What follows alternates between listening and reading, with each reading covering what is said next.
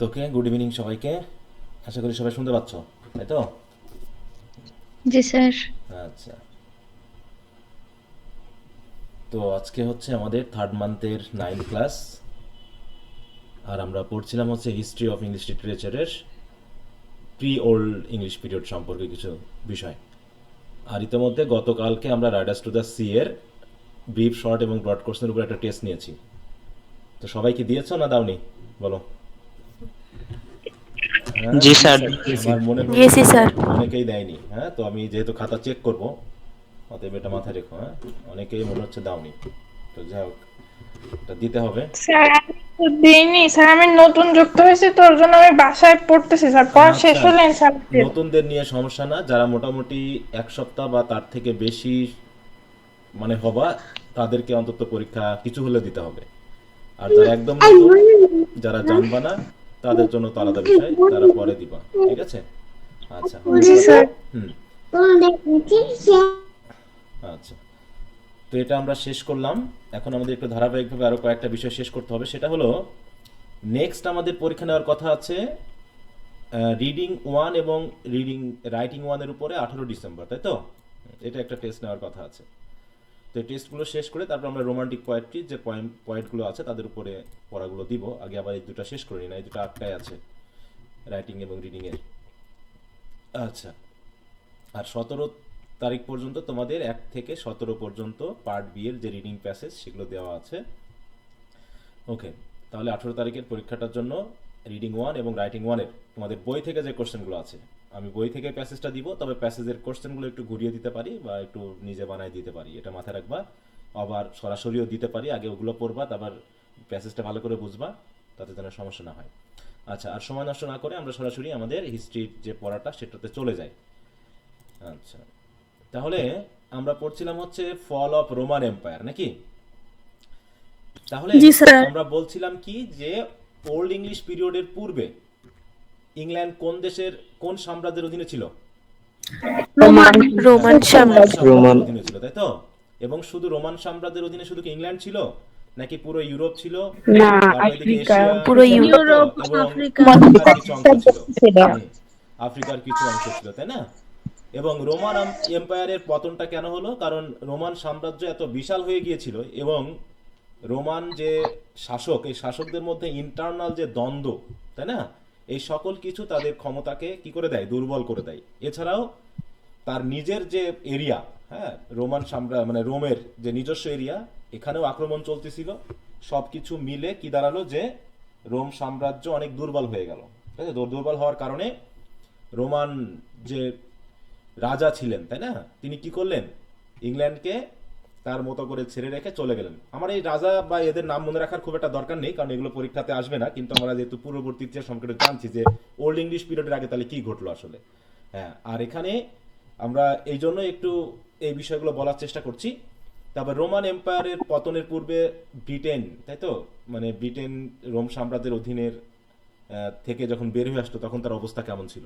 তখন নিশ্চয়ই সেখানে একটা ভ্যাকুয়াম তৈরি হলো, তাই না, পাওয়ার ভ্যাকুয়াম তৈরি হলো। তার জন্য কি ধরাচ্ছে বিষয়টা, যে যখন সাম্রাজ্যের অধীনে ছিল তখন রাস্তাঘাট, আইন কানুন, হ্যাঁ, যোগাযোগ ব্যবস্থা সবকিছু বেশ ভালোই ছিল আর কি, বা হয়েছিল। হ্যাঁ, ধর্মীয় ব্যবস্থা থেকে শুরু করে। কিন্তু রোমান সাম্রাজ্য যখন পতন ঘটলো, বা হচ্ছে রোম আর্মি বা এগুলো যখন ইংল্যান্ড থেকে সরিয়ে নেওয়া হলো, তখন এলাকা ভিত্তিক শাসক তৈরি হলো, তাই না? এলাকা ভিত্তিক শাসকেরা করলো কি, তারা দখল করে নিতে থাকলো নিজস্ব নিজস্ব ছোট ছোট পাওয়ারগুলোকে, তাই না, বা ছোট ছোট এরিয়াগুলোকে। তো তারপরে আমরা যেটা দেখব সেটা হচ্ছে, দেখো এগুলো তো আমরা পড়েছিলাম, ইম্প্যাক্টটা কি হলো সেটাও আমরা তোমাদেরকে একটু দেখতে বলেছিলাম। এরপরে যেটা হলো অ্যাংলো স্যাকশনের যে বিষয়টা, না, অ্যাংলো স্যাকশনেরা ছিল হচ্ছে কি ইংল্যান্ডের নিজস্ব লোক না বাইরের জার্মানিক লোক, ট্রাইব। বলো? হ্যাঁ, এরা ছিল কি জার্মানিক ট্রাইব। Germanic tribe. হ্যাঁ, ওরা যাদের, জার্মানিক ছিল। হ্যাঁ, যাদের কি ছিল, যারা ছিল এক ধরনের মার্সেনারি সোলজার, যাদের সাহায্য নিচ্ছিল এই ইংল্যান্ডেরই স্থানীয় কিছু শাসকেরা তাদের রাজ্যকে বা তাদের এরিয়াকে দখল করে রাখার জন্য। কিন্তু ওরাই আবার হলো কি, এরাই আবার কি করলো, তারা এখানকার সেটেলাররাই আবার ইনফ্লুয়েন্স বা পাওয়ার নিতে শুরু করলো।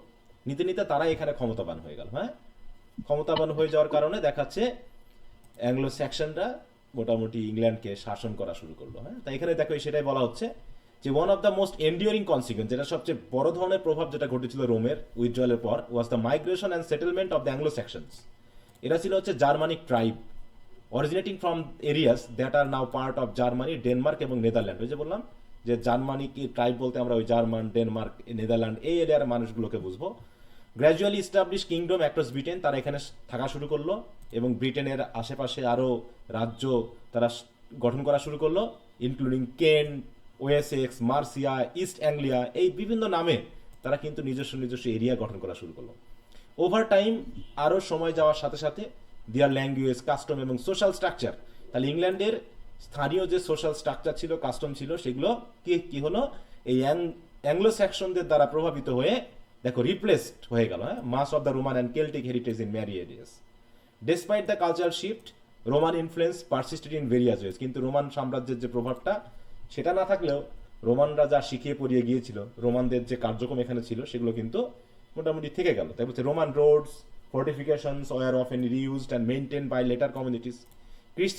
দেখো Christianity initially weakened by the Saxon invasion was reintroduced and gradually spread through missionary efforts by দেখো such as the those led by Saint Augustine in the late 16th century.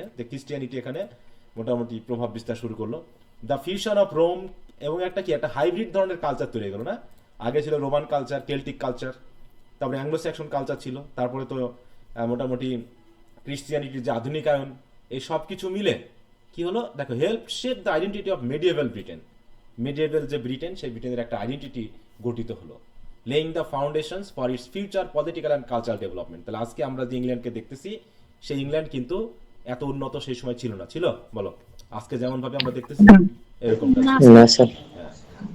তো এখন এই অ্যাংলো স্যাক্সন যে invasion হলো ব্রিটেনের, এইটা সম্পর্কে আমাদের জানতে হবে, কারণ এটা ওল্ড ইংলিশ পিরিয়ডের সাথে সরাসরি রিলেটেড। হ্যাঁ, এই জায়গাটা আমাদের মেনলি শুরু আর কি। দেখো the Anglo Saxon invasions of Britain during the 5th and 6th century C মানে কমন এরা, তাই তো? কমন এরা বলতে আমরা বুঝি এডি, তাই তো? আর বিসি মানে কি? বিফোর কমন এরা। তাহলে 5th to 6th century মানে ওই 450 থেকে যদি আমরা ধরি, তারপর থেকে কি হলো represents one of the most transformative period in the island history. তাহলে এই দ্বীপের হিস্ট্রির মধ্যে সবচেয়ে ট্রান্সফরমেটিভ পিরিয়ড হচ্ছে এই মোটামুটি অ্যাংলো স্যাক্সন পিরিয়ডটা, কারণ এখানে একটা বড় ধরনের পরিবর্তন আসলো, তাই না? বলছে এখানে কারা কারা আসছিল? দ্য অ্যাঙ্গেলস, যারা জার্মানিক ট্রাইব এসেছিল, তাদের নাম কি? Angle, Saxon and Jutes. এই 3 ধরনের দল, তাই তো, বা ট্রাইব, তারা মেনলি এখানে আসলো, তারা এখানে জয় করলো এবং মোটামুটি সেটেলমেন্ট শুরু করলো। ওভার দিস টাইম একটা গ্র্যাজুয়ালি পরিবর্তন হলো। আমরা একটু এখান থেকে পড়ি, একই কথা যেহেতু আসতেছে। দেখো ব্রিটেন আন্ডার রুল, সেটা আমরা তো আগেই পড়েছি, ওই জন্য আমি পড়ছি না। দ্য পোস্ট রোমান ক্রাইসিস, একই ঘটনা এখানে ঘটছে। এখানে যে ব্যাপারটা এসেছে সেটা এখানে দেখানো হয়েছে ইয়া দিয়ে। দেখো the invitation to the Germanic tribe, এইখানে আমরা একটু পড়ি, এখানে কিছু বইয়ের নাম পাবা, এগুলো একটু খেয়াল রাখবা। দেখো according to early historical sources such as the venerable Bede's, ecclesiastical history of English people. তাহলে এটা হচ্ছে কি একটা হিস্ট্রিক্যাল বই, ecclesiastical history of English people. এটা কার লেখা বলো তো? রাইটারের নাম কি? ভেনারেবল বেড, তাই তো? দেখো ভেনারেবল বেড এর লেখা বইটার নাম হচ্ছে ইক্লেসিয়াস্টিক্যাল হিস্ট্রি অফ ইংলিশ পিপল। এটা একটা ইতিহাস বই। আর একটা ছিল হচ্ছে দ্য অ্যাংলো স্যাক্সন ক্রনিকল। এই দুটা বইয়ে মোটামুটি আমরা এই ইতিহাসটা পাই। দেখো British leaders possibly under a figure known as, দেখো ভর্টিক জার্ন, এই যে এই ব্যক্তি, এর অধীনে কি হলো ইনভাইটেড জার্মানিক মার্সেনারিজ, ওই যে তারা অ্যাংলো স্যাক্সন বা জুটস এদেরকে ইনভাইট করলো নিজেকে ডিফেন্ড করার জন্য, তাই দেখো mercenaries to assist in defending their territories against northern invaders. This mercenaries came from Germanic tribe in inhabiting what is now known at Denmark, Germany ইত্যাদি বা Scandinavia. Among these groups were the Angles, Saxon and Jutes who initially arrived to provide military assistance to the struggling Britain. However, the Germanic warriors quickly recognized the weakness of their hosts. তারা যাদের দাওয়াতে আসছিল তাদের দুর্বলতা দেখে তারাই করলো কি? দখল করে নিল। The wealth and fertility of the land, এগুলো দেখেই মোটামুটি কি হলো rather than remaining loyal allies, তারা মানে কি বিশ্বস্ত সহকর্মী হওয়ার পরিবর্তে they turn into conquerors and gradually seizing control of the territories across Britain. তারা নিজেরাই দখল করে নিল। Over time, this shift from mercenary support to permanent settlement marked the beginning of Anglo-Saxon transformation of the island. The invasionটা কেমন হয়েছে? এটা হচ্ছে আমাদের মেইন আলোচনা এখানে। বলছে the Anglo Saxon invasions are not a single or coordinated migration but a series of waves of settlement. এটা একদিনে ঘটেনি। এটা কি একদিনে ঘটছে নাকি মোটামুটি আমরা প্রায় 150-200 বছরের ঘটনা এটা? বলো। প্রায় 150 150 200 বছরের ঘটনা। বছরের ঘটনা। শুধু আমরা আমাদের বাংলাদেশের জন্ম কত বছর বলো? হুম 52 বছর। 54 বছর প্লাস বলতেছে। ধরলাম 50 প্লাস, তাই তো? তাহলে এর ভিতরেই কত কিছু ঘটে গেছে। তাহলে 1-150 বছরে কত কিছু ঘটবে, বুঝতে পেরেছো? অতএব অ্যাঙ্গেল বা সেকশনটা হঠাৎ করে আসলো, এসে সব একবারে দখল করে নিল তা না কিন্তু। এগুলো এসেছে মাঝে মাঝে, দখল করে নিয়েছে, থাকতে থেকেছে, আবার আসছে। এর করে আস্তে আস্তে 100-150 বছরের যে বিবর্তন, সেই বিবর্তনে অ্যাংলো সেকশনরা পাওয়ারফুল হয়ে গেল। That was these movements were often preceded or accompanied by period of conflict. The Germanic settler fought with local Britons, তাহলে এলাকার লোকজনের সাথে তারা যুদ্ধ করছে, and with each other for control over territories. Over the course of 5th and 6th century, the Germanic tribes established permanent settlement in various regions of Britain. ব্রিটেনের বিভিন্ন এলাকায়। দেখো এই জায়গায় কিভাবে তারা, দেখো এই যে ভাইকিংস এরা আসছে, জুটসরা আসছে, অ্যাঙ্গেলসরা আসছে, সেকশনরা আসছে, নরমানরা আসছে, ঠিক আছে? আসলে কি করছে, এই ব্রিটেনের এখানে জায়গাগুলো দখল করতেছে। দেখতে পাচ্ছ ম্যাপটা? জি স্যার। হ্যাঁ, এই যে নরওয়ে থেকে আসছে ভাইকিংরা, এসে এখানে সেটেলমেন্ট শুরু করছে। অ্যাঙ্গেলসরা গেছে এই জায়গায়, আবার এই জায়গায়। জুটরা গেছে এই জায়গায়, তারা কোথায়, যেখানে মানে স্ক্যান্ডিনেভিয়া, জার্মান এই এলাকা থেকে। আবার নরমানরা গেছে এখান থেকে, গিয়ে তারা কি করছে, দখল করে নেওয়ার চেষ্টা করেছে। তাই বুঝে দেখো, the Jutes are believe to have been the first to arrive. তাহলে জুটরা প্রথমে আসছে বলে মনে করা হয়, এই যে জুটরা। হ্যাঁ, দে সেটেলড প্রাইমারলি ইন কেন্ট, এই যে এইখানে, হ্যাঁ এই জায়গায় তারা থাকতে শুরু করছে। কেন্ট, দ্য আইল অফ উইট মানে দ্বীপ, and parts of Hampshire. This at their arrival established the first foothold of Germanic culture in Britain. তাহলে প্রথমে একবার এমন না যে প্রথমে অ্যাঙ্গেলরা আসছে, তারপরে সেকশনরা আসছে, এভাবে আসছে, একবারে কেউ আসছে এমন না। এবং বলছে কি দেখো, their arrival established the first foothold of Germanic culture in Britain and laid the foundation for Kingdom of Kent. হ্যাঁ, কিং, তাহলে এখানে কেন্ট নামে একটা যে রাজ্য গঠিত হলো সেটা তারা স্থাপন করলো। The sections the most numerous of the ইনভেডিং tribes, এরা ছিল সংখ্যা একটু বেশি। এই যে সেকশনরা, এই যে সেকশনরা, এরা আসলে কি settled in the southern and south eastern region of island. They gave rise to kingdoms such as Wessex, Sussex, মানে সব এই সেকশনের সাথে রিলেটেড। তাহলে দেখো ওয়েসেক্স, সাসেক্স, ইসেক্স ইত্যাদি ইত্যাদি নাম, হুজ নেমস লিটারালি রিফ্লেক্টস দেখো দেয়ার সেকশন হেরিটেজ। যেমন West section, south section, east section, এরকম বিভিন্ন নাম দিয়ে এগুলোতে আছে। দেখা যায় ওয়েসেক্স, হ্যাঁ এই জায়গার নামগুলো, তার মানে এগুলো এসেছে সেকশনরা। Meanwhile, the Angles migrated, ওদিকে তারপর আসলো কারা, অ্যাঙ্গেলসরা, into the north and east, forming powerful kingdoms such as Northumbria, Mercia, East, দেখো অ্যাঞ্জেলিয়া, মানে নাম অনুসারে অ্যাঙ্গেলস থেকে এসেছে অ্যাংলিয়া, মার্সিয়া, নর্দাম্ব্রিয়া, সেকশন থেকে এসেছে ওয়েসেক্স, সাসেক্স ইত্যাদি, তাই না? তারপরে জুটটা আসছে কেন্ট, এরকম ভাবে তারা আসছে, এসে যুদ্ধ করছে, দখল করে নিয়েছে এবং সেখানে নিজস্ব এক ধরনের কিংডম তারা গঠন করেছে। এই ঘটনাগুলো কি হঠাৎ করে ঘটেছে? একদিন, 2 দিন, 5 দিন বা 10 বছরে ঘটেছে, নাকি 150 বছরের মানে বিবর্তন? 150 বছরে আস্তে আস্তে। তো এরকম করে দেখা গেল যে ইংল্যান্ডে অনেক শাসন একসাথে হয়ে গেছে, অনেক শাসক একসাথে হয়ে গেছে। দেখো বলছে over time this regions collectively become known as, দেখো হেপ্টার্সি। হেপ্টার্সি মানে কি, the 7 kingdoms of Anglo Saxon England. এইরকম ডেসপাইট ফ্রিকুয়েন্ট কনফ্লিক্টস, এবং এই 7টা কিংডমের মধ্যে মারামারি হতো, দ্বন্দ্ব হতো। যেমন আমাদের এই যে ভারতীয় উপমহাদেশে কি তোমরা যদি ইতিহাস পড়ে থাকো, এরকম হয়নি বলো? এরকম হয়েছে না? জি স্যার, গোত্রে গোত্রে বাবর, বিভিন্ন আকবর, ইতে তাই তো? বা দ্বন্দ্ব। কখনো কারা কখন দখল করেছে কাকে ঠিক নাই। ডেসপাইট ফ্রিকুয়েন্ট কনফ্লিক্টস, তাই বলছে যে and shifting boundaries, this kingdom shared a common linguistic, religious and cultural framework. তাহলে এই দিক থেকে তারা কিছুটা কমন ছিল। দে স্পোক জার্মানিক ডায়ালেক্টস, তাহলে এরা যেহেতু সবাই এই এলাকা থেকে আসছে, এই জন্য এদের ডায়ালেক্টস বা ভাষা ছিল Germanic. That evolve into old English, যে জার্মানিক ডায়ালেক্টটা ধীরে ধীরে ওল্ড ইংলিশে রূপান্তরিত হলো। মেইনটেন সিমিলার সোশ্যাল স্ট্রাকচার, যেহেতু একই দিক থেকে আসা, এই জন্য এদের সোশ্যাল স্ট্রাকচারটাও একই রকম হলো। ইনিশিয়ালি প্র্যাকটিস প্যাগানিজম, প্রথম দিকে তারা প্যাগানিজম বা প্যাগান রিলিজিয়নকে ফলো করলেও আস্তে আস্তে তারা কনভার্ট হয়ে গেল কিসে, ক্রিশ্চিয়ানিটিতে, তাই তো? এইভাবে কি হচ্ছে, একটা বিবর্তন হয়ে যায়। ইম্প্যাক্ট অন দ্য কেল্টিক ব্রাইটনস, এবার কেল্টিক ব্রাইটনদের উপরে যে প্রভাব সেটা কেমন, মানে যারা স্থানীয় ছিল, তাহলে অ্যাংলো স্যাকশনরা যখন আসলো ইংল্যান্ডে, তাতে ইংল্যান্ডকে দখল করে নিল, তাহলে যারা স্থানীয় ছিল তাদের উপরে প্রভাবটা কেমন ছিল, তারা কিভাবে চলছিল, তাদের অবস্থানটা কি ছিল, এই জায়গাটা একটু খেয়াল রাখবা। দেখো, the arrival of the Anglo Saxons had a profound and often devastating impact on the native Britons. হ্যাঁ, অতএব তারা আসলে কি আদর যত্ন করবে? অ্যাংলো স্যাকশনরা এসে কি আদর যত্ন করছে যারা স্থানীয় তাদেরকে? হ্যাঁ, নিশ্চয়ই না, তাই তো? আমাদের যেমন পাকিস্তানিরা আদর যত্ন করেনি, ব্রিটিশরা আমাদেরকে আদর যত্ন করেনি, করছে? কেউই করেনি। হ্যাঁ, বা তার আগে যারা ছিল বিভিন্ন ধরনের যে ওই যে আরব কান্ট্রি থেকে আসা, তাই তো, তারপর অন্যান্য দেশ থেকে আসা বাবর, আকবর ইত্যাদি, তারা নিশ্চয় আমাদের আদর করেনি, তারা আমাদেরকে শাসনই করে গেছে। সিরাজউদ্দৌলা কি আমাদের পক্ষে ছিল? বলো, বাংলাদেশের পক্ষে ছিল এরকম কিছু? না হ্যাঁ, স্যার। আমরা তাকে বললেও আসলে সে কিন্তু আসলে ওইরকম বাঙালিয়ানা ছিল না, আমরা বরং সবার কাছেই ওইরকম অশ্রুত ব্যক্তি ছিলাম। ঠিক আছে তো? তাই বলছে ম্যানি কেল্টিক কমিউনিটিস আর ডিসপ্লেস, দেখো, killed and driven into the marginal reasons of this island, মানে তাদেরকে একদম তাড়িয়ে দেওয়া হলো। as such as the mountains areas of Wales, Cornwall, parts of Scotland, এইসব জায়গায় ওদেরকে তাড়িয়ে তুলিয়ে দেওয়া হলো।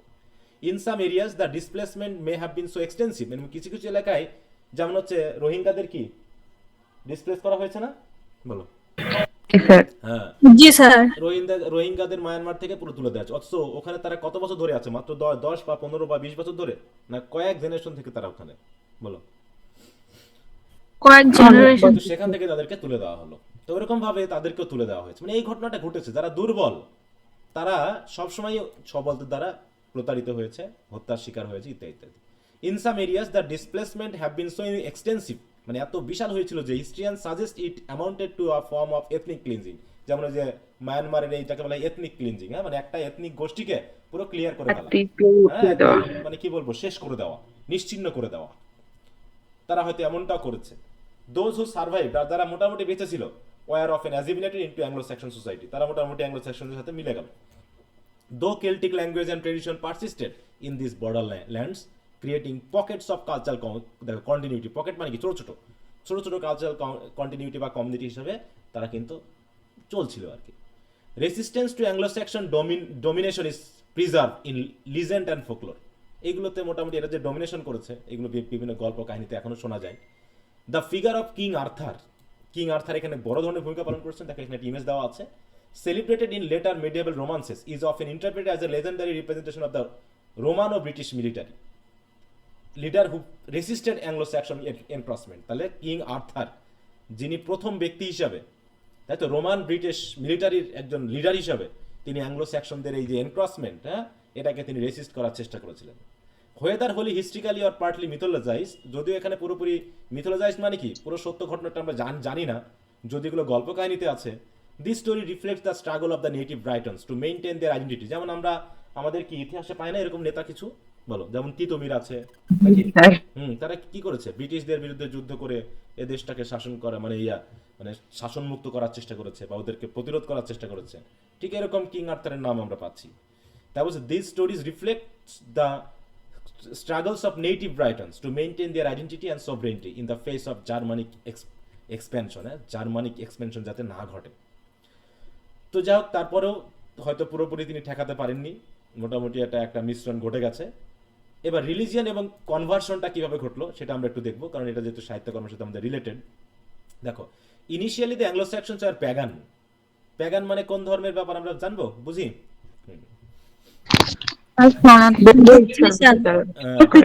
বিভিন্ন দেব দেবীতে বিশ্বাসী নাকি?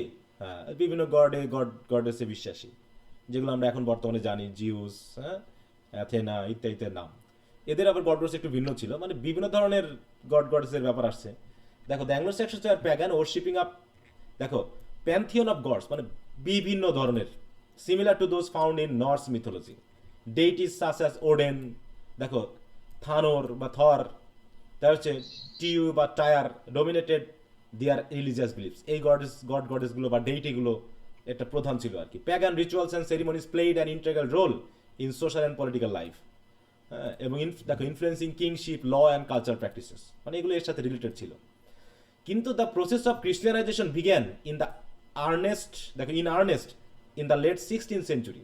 কিন্তু ব্রিটেনে 16th centuryতে ক্রিশ্চিয়ানাইজেশন প্রসেসটা মানে জোরালোভাবে শুরু। ইন আর্নেস্ট মানে কি? জোরালোভাবে শুরু হওয়া, ঠিক আছে তো? 16th century বলতে আমরা কোন সময়টাকে বুঝবো? কত সাল থেকে কত সাল? 6th century 501 থেকে 600, দেখো বিশেষ করে ইন 597 সি, তাই তো 597 সালের দিকে সেন্ট অগাস্টিন অফ ক্যান্টারবেরি, এই ক্যান্টারবেরি নামটা একটু খেয়াল রাখবা। তাহলে Saint Augustine of Canterbury arrived in Kent sent by Pope Gregory the Great. তাহলে পোপ গ্রেগরি দ্য গ্রেট তিনি একজন ক্যাথলিক ছিলেন, ক্যাথলিক প্রধান, তাই তো। পোপ হচ্ছে কি ক্যাথলিকদের প্রধান কে বলো তো? খ্রিস্টান রিলিজিয়নের ক্যাথলিকদের প্রধান জানো? পোপ। তাহলে সেই রোমান সাম্রাজ্যের ধর্মীয় প্রধান হিসাবে পোপ হচ্ছেন কি করেছিলেন, একজন সেন্টকে পাঠিয়েছিলেন ইংল্যান্ডে। দেখো সেন্ট অগাস্টিন অফ ক্যান্টারবেরি তিনি কেন্টে প্রবেশ করলেন কি উদ্দেশ্যে? With the mission to convert the Anglo স্যাকশনদেরকে প্যাগানিজম থেকে খ্রিস্টানিতে রূপান্তর করার জন্য। অগাস্টিন সাকসেসফুলি কনভার্টেড কিং, দেখো এথেলবার্ট অফ কেন্ট। তাহলে সেই কেন্টের যিনি রাজা, নাম কি দেখো? এথেলবার্ট, তাই তো? হ্যাঁ, who provided royal support for the establishment Christian institution. অতএব রাজাকে যখন তারা কনভার্ট করতে পারলো তাহলে ধর্ম প্রচার আর তাদের জন্য কঠিন হবে না, নাকি? হ্যাঁ, তিনি যখন খ্রিস্টানিটি গ্রহণ করলেন অতএব তিনি খ্রিস্টিয়ানিটিকে রাষ্ট্রীয় একটা মর্যাদা দেওয়ার চেষ্টা করলেন। বলছে over subsequent decades Christianity spread across the Anglo Saxon kingdoms. অতএব আস্তে আস্তে কি হলো, খ্রিস্টিয়ানিটি ছড়িয়ে পড়লো, leading to the foundation of monasteries. Monastery বুঝো? আশ্রমগুলো, মানে হচ্ছে বিশেষ করে ধর্ম প্রচারের বা ধর্ম খ্রিস্টান ইনস্টিটিউশনগুলো। এটা যে কোনো ধর্মের, যেমন আমরা যদি এই যে পাহাড়পুর আছে নওগাঁ বা পাহাড়পুরে যেটা আমরা দেখি, ওকে বলা হয় কি, কাদের মোনাস্টারি? মোনাস্টারি, বৌদ্ধদের, তাই না? এই যে দেখো মোনাস্টারি মানে হচ্ছে community building for religious followers, monks or nuns to have a spiritual and communal life focusing on prayer, work or simplicity with functions ranging from worship and learning to self-sufficiency, existing in many faiths like Christianity and Buddhism, and serving as historical center of culture and knowledge. তাই না? এই যে দেখো এখানে দেখা যাচ্ছে। তো এরকম বিভিন্ন মোনাস্টারি তারা স্থাপন করলো, কারণ এখানে খ্রিস্টান যে যারা পাদ্রী পুরোহিত হচ্ছে বা যারা নান হচ্ছে বা যারা সেন্ট হচ্ছে, তাদের এখানে স্টাডি করতে হয়, এখানে থাকতে হয়। হ্যাঁ, তো এই জন্য দেখাচ্ছে কি হলো, পুরো বিভিন্ন জায়গাতে, ইংল্যান্ডের বিভিন্ন জায়গাতে কি হলো, মোনাস্টারি স্থাপন করা হলো। এছাড়াও দ্য রিভাইভাল অফ লিটারেসি, তাই তো শিক্ষার যে ব্যাপারটা সেটাকে আবার রিভাইভ করা হলো, কারণ যাতে তারা ধর্ম পড়তে পারে, জানতে পারে। And the beginning of written literature in old English, এবং লিখিত সাহিত্য, ইংরেজি সাহিত্যে লিখিত সাহিত্য শুরু হলো। বাইবেলকে ইংলিশে ট্রান্সলেট করা হলো প্রচারের জন্য, তাই না? এবং এই খ্রিস্টান রিলিজিয়নকে জনগণের, অশিক্ষিত মানুষের সামনে উপস্থাপন করার জন্য বিভিন্ন ধরনের নাটক, নাটিকা উপস্থাপন করা হলো। এগুলো আমরা ধীরে ধীরে পাবো আর কি। বলছে Christian missionaries also played a key role in preserving knowledge and integrating the Anglo Saxon kingdom into the broader European Christian community. তাহলে অ্যাংলো স্যাকশন আস্তে আস্তে কি হলো, প্যাগানিজম থেকে খ্রিস্টিয়ান কমিউনিটিতে রূপান্তর হতে শুরু করলো, তাই না? এরপর হচ্ছে কালচার অ্যান্ড লিঙ্গুইস্টিক ট্রান্সফরমেশন কিভাবে ঘটেছিল দেখো। The Anglo section invasion settled in dramatic linguistic and cultural transformation. তাহলে শুধুমাত্র যে রাজনৈতিক বা দেশীয় পরিবর্তন হয়েছে তা না, এদের ভিতরে হয়তো ভাষাগত পরিবর্তন এসেছে, সংস্কৃতিগত পরিবর্তন এসেছে, তাই না? এগুলো হবে না বলো? যেমন আমাদের বাংলা ভাষা, এটা কি একদম পিওর একটা ভাষা নাকি নাকি সংকর? এটা না, অনেকগুলো ভাষার মিশ্রণ।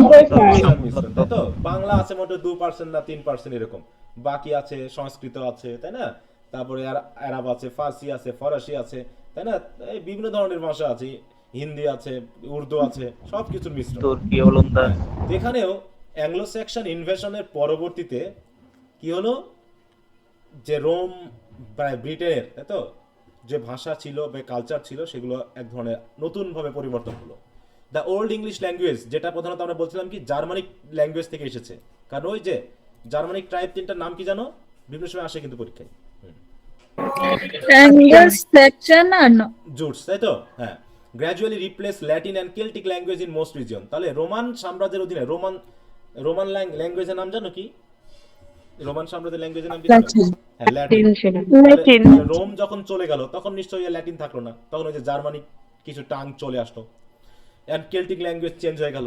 Anglo Saxon society introduce new legal codes, নতুন নতুন আইন শুরু করলো, social hierarchies and cultural norms reflecting many remnants of Roman civilisation with Germanic tradition. হ্যাঁ, তাই বলছে oral literature thrived in this period. অতএব এই সময়ে ওরাল লিটারেচার চলছিল। ওরাল লিটারেচার মানে কি? লিখিত না মৌখিক? হ্যাঁ, giving rise to heroic poetry, religious verse and historical chronicles. একটু খেয়াল, আমরা একটা হিস্ট্রিক্যাল ক্রনিকলের নাম শুনলাম কিছুক্ষণ আগে, নামটা কি বলতো? Canterbury Tales. ক্যান্টারবারি। কোথায় ক্যান্টারবারি টেলস? আমরা এর নামই পাইনি এখন। ক্যান্টারবারি টেলস নামটা এখন আমি একবার উচ্চারণই করিনি, এটা তো অনেক পরের ঘটনা এগুলো। Anglo Saxon chronicle. হ্যাঁ, অ্যাংলো স্যাক্সন ক্রনিকল। তোমরা হয়তো কলেজে টলেজে পড়েছো, ওই জন্য হট করে বলে ফেলতেছে। হ্যাঁ, আমি এখন ওই নামটা আনিই নাই। ওকে, তো যাই হোক, হ্যাঁ ওটা হচ্ছে চসার এজে আসবে, ঠিক আছে? তো চসার এখানে যেটা এসেছে ইক্লেসিয়াস্টিক্যাল হিস্ট্রি অফ কি, কোন পিপল বলো?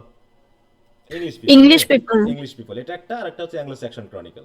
এরকম বিভিন্ন ধরনের হিস্ট্রিক্যাল ক্রনিকল লেখা হলো, রিলিজিয়াস ভার্স লেখা হলো, কারণ এগুলো তাহলে বাইবেল থেকে নিয়ে কমন পিপলদেরকে, কমন পিপল তো আর বাইবেল পড়তে পারে না, তাই না? বা ওরা তো শিক্ষিত ছিল না, তখন তাদেরকে কি করা হতো? পোয়েট্রির মাধ্যমে, ভার্সের মাধ্যমে, বা হচ্ছে ড্রামাটিক ওয়েতে উপস্থাপনের মাধ্যমে ধর্মীয় প্রচারণাগুলো করিয়ে তাদেরকে বোঝানো হতো। এইটা epic work such as Beowulf, যেটা প্রধানত কম্পোজ ইন ওল্ড ইংলিশ, এটা কিন্তু তোমার প্যাগানিজমের থিওরিতে লেখা। হ্যাঁ, বিওলফ ফার্স্ট এপিক বলা হয়, তাই তো? ইংলিশ সাহিত্যের প্রথম এপিক হচ্ছে কি? বিউলফ। হ্যাঁ, reflect the martial and moral values of the Anglo Saxon. তাহলে অ্যাংলো সেকশনদের ভ্যালু কেমন ছিল এইগুলো পড়লে বোঝা যায়। Blending heroic myth with Christian theology, sorry ideology. This literary tradition laid the foundation for the English literary heritage, preserving cultural memory and providing insight into the ওটা গেল।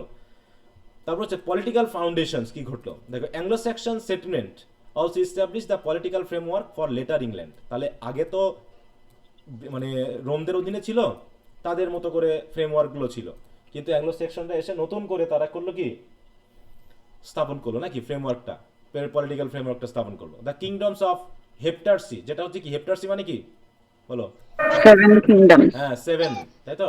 দো অফেন ইন কনফ্লিক্ট ইন্ট্রোডিউস দেখো system of governance, law and religion মানে regional administration that would influence subsequent political development.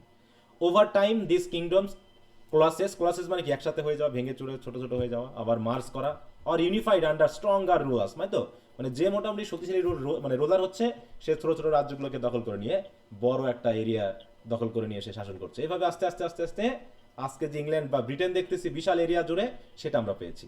Eventually forming the foundation of English nation. Key figure such as king Alfred the Great of Wessex, ইনি একজন বড় শাসক ছিলেন, who later draw upon Anglo Saxon administrative practices to defend and consolidate their realms against further invasion including দেখো Viking incursion, হ্যাঁ ভাইকিংদের যে আক্রমণ, সেগুলোকে মানে করার মাধ্যমে, প্রতিরোধ করার মাধ্যমে তিনি ইংল্যান্ডকে একটা নির্দিষ্ট শাসনের অধীনে নিয়ে আসলেন। তাহলে এখানে একটা নাম এসেছে, কিং আলফ্রেড দ্য গ্রেট। কোথাকার ছিলেন তিনি? ওয়েসেক্সের, তাই তো? হ্যাঁ, এই কিং আলফ্রেড দ্য গ্রেট, তার অধীনে মোটামুটি পুরো ইংল্যান্ড একটা শাসকের অধীনে আসলো। এর পিছনে কি ঘটনা ঘটেছিল সেটা আমরা দেখব। তো যাই হোক, এই পর্যন্ত আমরা দেখলাম যে মোটামুটি ওল্ড ইংলিশ পিরিয়ড আসার আগ পর্যন্ত রোমান যে প্রভাব সেটা কমে যাওয়া, অ্যাংলো স্যাক্সনদের আসা, অ্যাংলো স্যাক্সনদের সাথে স্থানীয় যে সকল রোমান ব্রাইটন তাদের একটা মিশ্রণ ঘটা, সেটা মারামারি করে হোক, দখলদারিত্ব করে হোক, তাড়িয়ে দিয়ে হোক, বা মিশ্রণ ঘটে হোক, একটা নতুন একটা বিবর্তন, তাই তো? একটা পরিবর্তন আসলো। সেটা হতে পারে ভাষাগত দিক থেকে, রাজনৈতিক দিক থেকে, আইন থেকে শুরু করে খাওয়া দাওয়া, পোশাক আশাক, কালচার, সব দিক থেকে এক ধরনের পরিবর্তন আসলো। আর এই পরিবর্তন দিয়েই মোটামুটি আমরা দেখতে পাচ্ছি তখন কি, এই যখন মানে স্যাক্সনরা আসলো, তখন স্যাক্সনরা কি জার্মানের অধীনে থাকলো, নাকি ওরা নিজেরা একটা রাষ্ট্র গঠন? ওরা নিজেরা কি কিংডম তৈরি করলো। তখন থেকে ইংল্যান্ড শুরু। কিন্তু এই কারণে ইংল্যান্ডের শাসনটা মেনলি 450 থেকে দেখানো হচ্ছে, কারণ সেখান থেকে বিবর্তন হতে হতে আজকে ইংল্যান্ডকে আমরা পাচ্ছি। মানে তখন থেকে সে স্বাধীনতা অর্জন করেছে, যদিও বাইরে থেকে এসেছে, বাইরে থেকে আসলেও তারা কিন্তু নিজস্ব একটা রূপ দান করার চেষ্টা করেছে, তারা কারো অধীনে ছিল না তখন আর। যেমন আমেরিকানরা, এখন বর্তমানে যে আমেরিকানরা পাচ্ছি, এরা কি আসলে আমেরিকান ছিল নাকি ইউরোপিয়ান ছিল? এরা ব্রিটিশ ছিল। ইউরোপিয়ান। ইউরোপিয়ান বা ব্রিটিশ ছিল। তারা ওখানে থাকতে শুরু করলো, সেই কলম্বাসের পরবর্তী তারা থাকতে শুরু করলো। থাকতে থাকতে ওখানে তারা সাদা চামড়ার লোকজন বেশি হয়ে গেল, স্থানীয় যারা ছিল তাদেরকে দখল করা শুরু করলো। করতে করতে ওখানে দেখাচ্ছে প্রায় কত 100-200 বা 200 বছর পর তারা দেখলো যে এখন আর আমাদের ইংল্যান্ডের অধীনে থাকার দরকার নেই, আমরা এখন নিজেরাই স্বাধীনতা ঘোষণা করতে পারি। তখন ওয়াশিংটনের অধীনে, জর্জ ওয়াশিংটনের অধীনে তারা স্বাধীনতা ঘোষণা করলো ইংল্যান্ডের বিরুদ্ধে। অথচ ইংল্যান্ডরাই হচ্ছে তাদের কি পূর্বপুরুষ, তাই না? এখন যে মানে আমেরিকান, তারা তাদের পূর্বপুরুষ কারা বলো? England. ইংল্যান্ড। European. So, ওরা আবার নিজস্বতা নেওয়ার জন্য তারা করলে কি ওদের দাদাদের বিরুদ্ধেই আক্রমণ শুরু করে, তাদেরকে বিতাড়িত করে তারা এখন নিজস্বভাবে দেশ একটা মানে গঠন করে নিল, স্বাধীনতা অর্জন করলো আমেরিকা, তাই না? 1776 সালে আমরা জানি স্বাধীনতা ঘোষণা করেছিল। অথচ সেই 1600 সাল থেকে মানে কি 1400 বা এরকম 1500 এই সময় থেকে মোটামুটি ইউরোপিয়ানরা তার সেখানে যাওয়া শুরু করছে। তারপরে কত বছর, প্রায় 200-250-300 বছরের একটা বিবর্তনের পর তারা বুঝতে পেরেছে আমার আর অন্যের দেশের অধীনে থাকার দরকার নেই, আমরা নিজেরাই এখন এক হতে পারবো। তো ব্যাপারটা ঠিক এরকম, রোমানরা চলে যাওয়ার পর বাইরে থেকে ছোটখাটো দলরা এসে দখলদারিত্ব চালালো, ওরা নিজস্ব আইন কানুন তৈরি করে নিয়ে আজকে যে ইংল্যান্ডকে আমরা দেখতেছি সেই ইংল্যান্ড তারা গঠন করে গেছে, ঠিক আছে? এবং এক্ষেত্রে কিং আলফ্রেড দ্য গ্রেটের একটা অবদান ছিল কি কারণে, কারণ অনেকগুলো যে কিংডম ছিল সেগুলোকে তিনি দখল করে নিয়ে একটা নির্দিষ্ট, তাই তো, রাজার অধীনে পুরো ইংল্যান্ডকে নিয়ে আসতে পেরেছিলেন আর কি। তা না হলে হয়তো আজকে এই ইংল্যান্ডের একটা দেশ হিসেবে থাকতো না, অনেকগুলো ছোটখাটো, যদি আজকে পর্যন্ত আসতে পারতো তাহলে সবাই ছোটখাটো একটা দেশ হয়ে যেত, বুঝতে পারছো?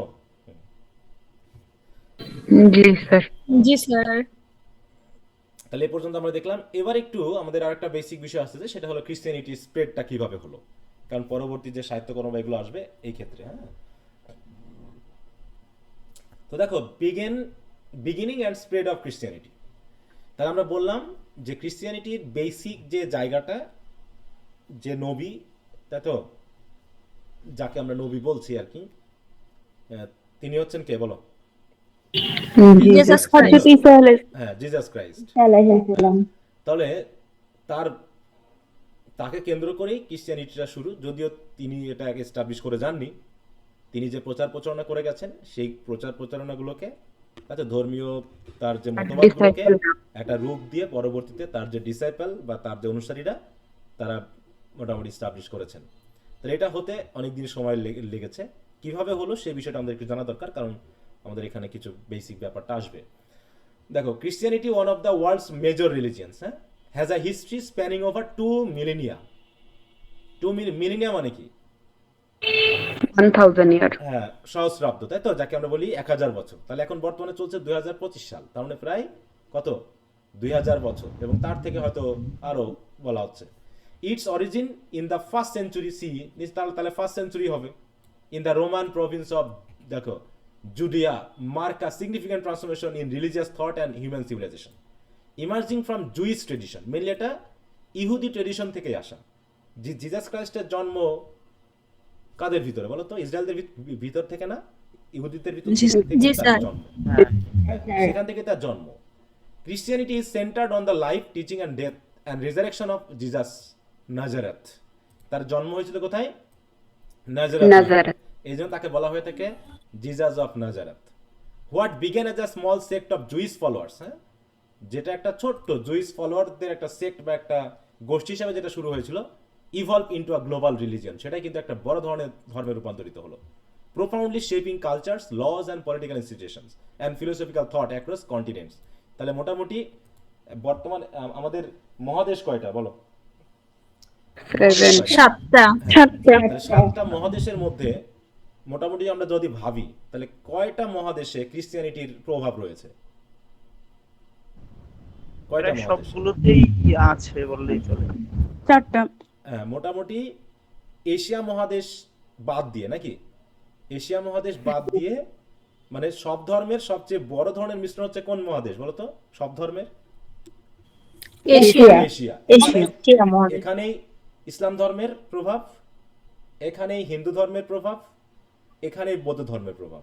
এখানে ক্রিশ্চিয়ানিটির প্রভাবটা একটু কম, কিন্তু বাকিগুলো আমেরিকা, ইউরোপ, অস্ট্রেলিয়া, তাই তো, তারপর হচ্ছে দক্ষিণ আমেরিকা, তাই তো, আফ্রিকাতেও তো হ্যাঁ, ক্রিশ্চিয়ানিটি। হ্যাঁ, আফ্রিকার দেখা যাচ্ছে কয়েকটা দেশে, যেমন উত্তর আফ্রিকার এদিকে কিছু ইসলাম ধর্মের প্রভাব আছে, ওখানে তো হিন্দু ধর্মের নাই, ক্রিশ্চিয়ানিটির প্রভাব ওখানে আবার আছে, ঠিক আছে, এবং ওখানে কিছু ওদের নিজস্ব ধর্মীয় প্রভাব আছে।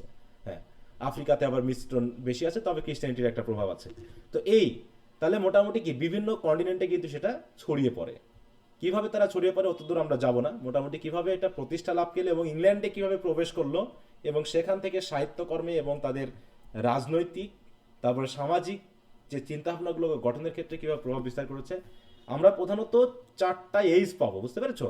মোটামুটি আমরা যদি ধরি সেখানে রিফরমেশন পিরিয়ড, তারপর হচ্ছে রেনেসাঁস পিরিয়ড, তারপর হচ্ছে তোমার রেস্টোরেশন পিরিয়ড, তাই তো? এই তারপরে পিরিটান এজ যেগুলো বলছে, এই 3-4টা এজ রয়েছে। পুরোপুরি ক্রিশ্চিয়ানিটি বা খ্রিস্টান ধর্মের প্রভাবটা মানে কি বলবো মানুষদেরকে সরাসরি প্রভাবিত করেছে, রাজনীতি পর্যন্ত প্রভাবিত করেছে। এই জন্য এই জায়গাটা আমাদের একটু জানতে হবে। হ্যাঁ, তো যাক, প্রথমে হচ্ছে historical context of Christianity. The emergence of Christianity must be understood within the social, political and religious context of first century Judea. ঠিক আছে তো?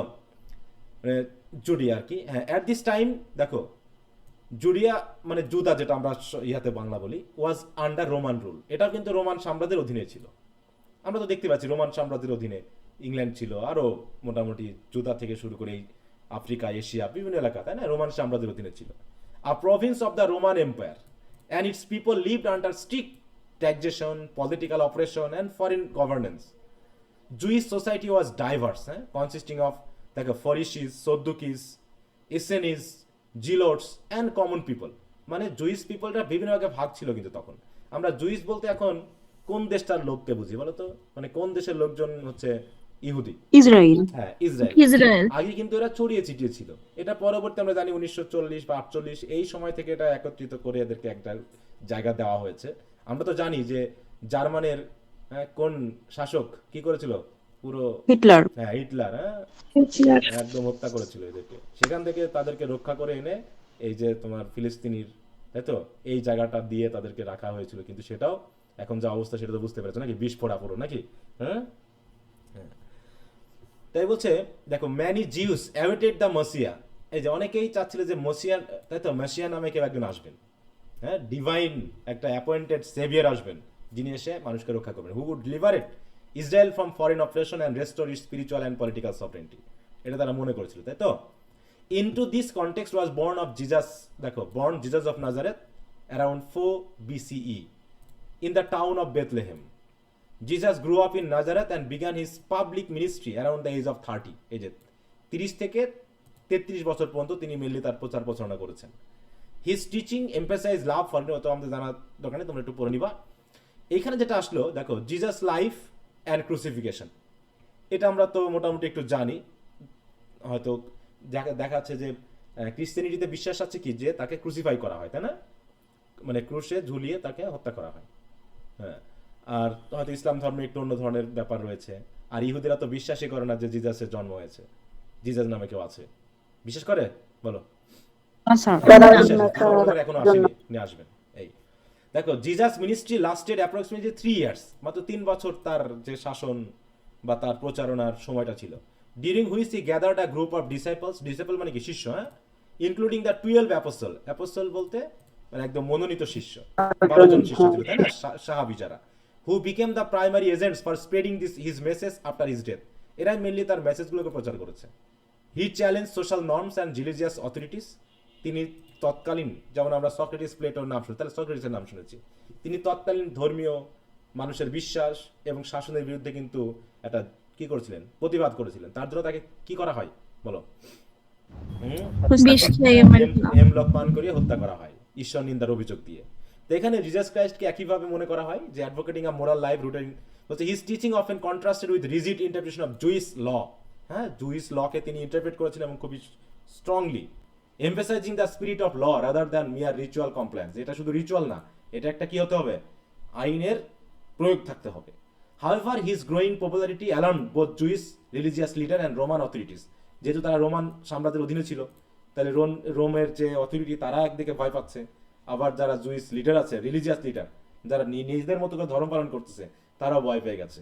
এই জন্য কি হলো, around 30 to 33 CE Jesus was arrested in Jerusalem, tried মানে কি বিচার করা হয়, and sentence to crucifixion under the Roman governor Pontius Pilate. তাহলে তৎকালীন সময়ে রোমান সাম্রাজ্যের শাসক ছিলেন কে? পন্টিয়াস পিলাত। তার অধীনে বিচার করে তাকে ক্রুসিফিকেশনের শাস্তি দেওয়া হয়। Christians believes that Jesus' death was a sacrificial act to atone for humanity's sin.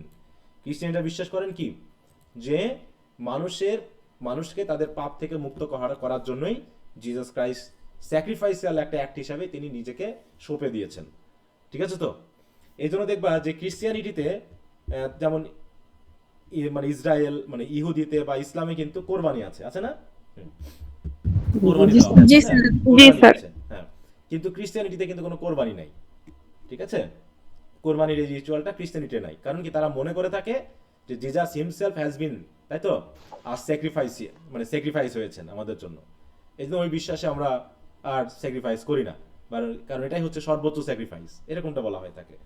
এবং তিনি মারা গেছেন, অ্যান্ড হিজ রেজারেকশন ঘটেছে, এবং আমরা বিশ্বাস করি কি যে তিনি মারা যাওয়ার তৃতীয় দিনে, অন দ্য থার্ড ডে তিনি মারা যান, তাই না? আমরা এগুলো উইলিয়াম ব্লেকে পড়েছি না কিছু জিনিস পড়তে গিয়ে, যে আমরা পড়েছি তাই না, যে জিসাস ক্রাইস্টকে শুক্রবারে, তাই না, ফ্রাইডেতে ক্রুসিফাইড করে হত্যা করা হয়, তারপরে স্যাটারডে, তারপর সানডে হচ্ছে থার্ড ডে, ওই থার্ড ডেতে তিনি কি হন, রিজারেক্টেড হন, পুনরায় ওঠেন। এগুলো নিয়ে কিন্তু কবিতাও আছে, তোমরা পড়বা থার্ড ইয়ারে গিয়ে এই রিজারেকশন নিয়ে।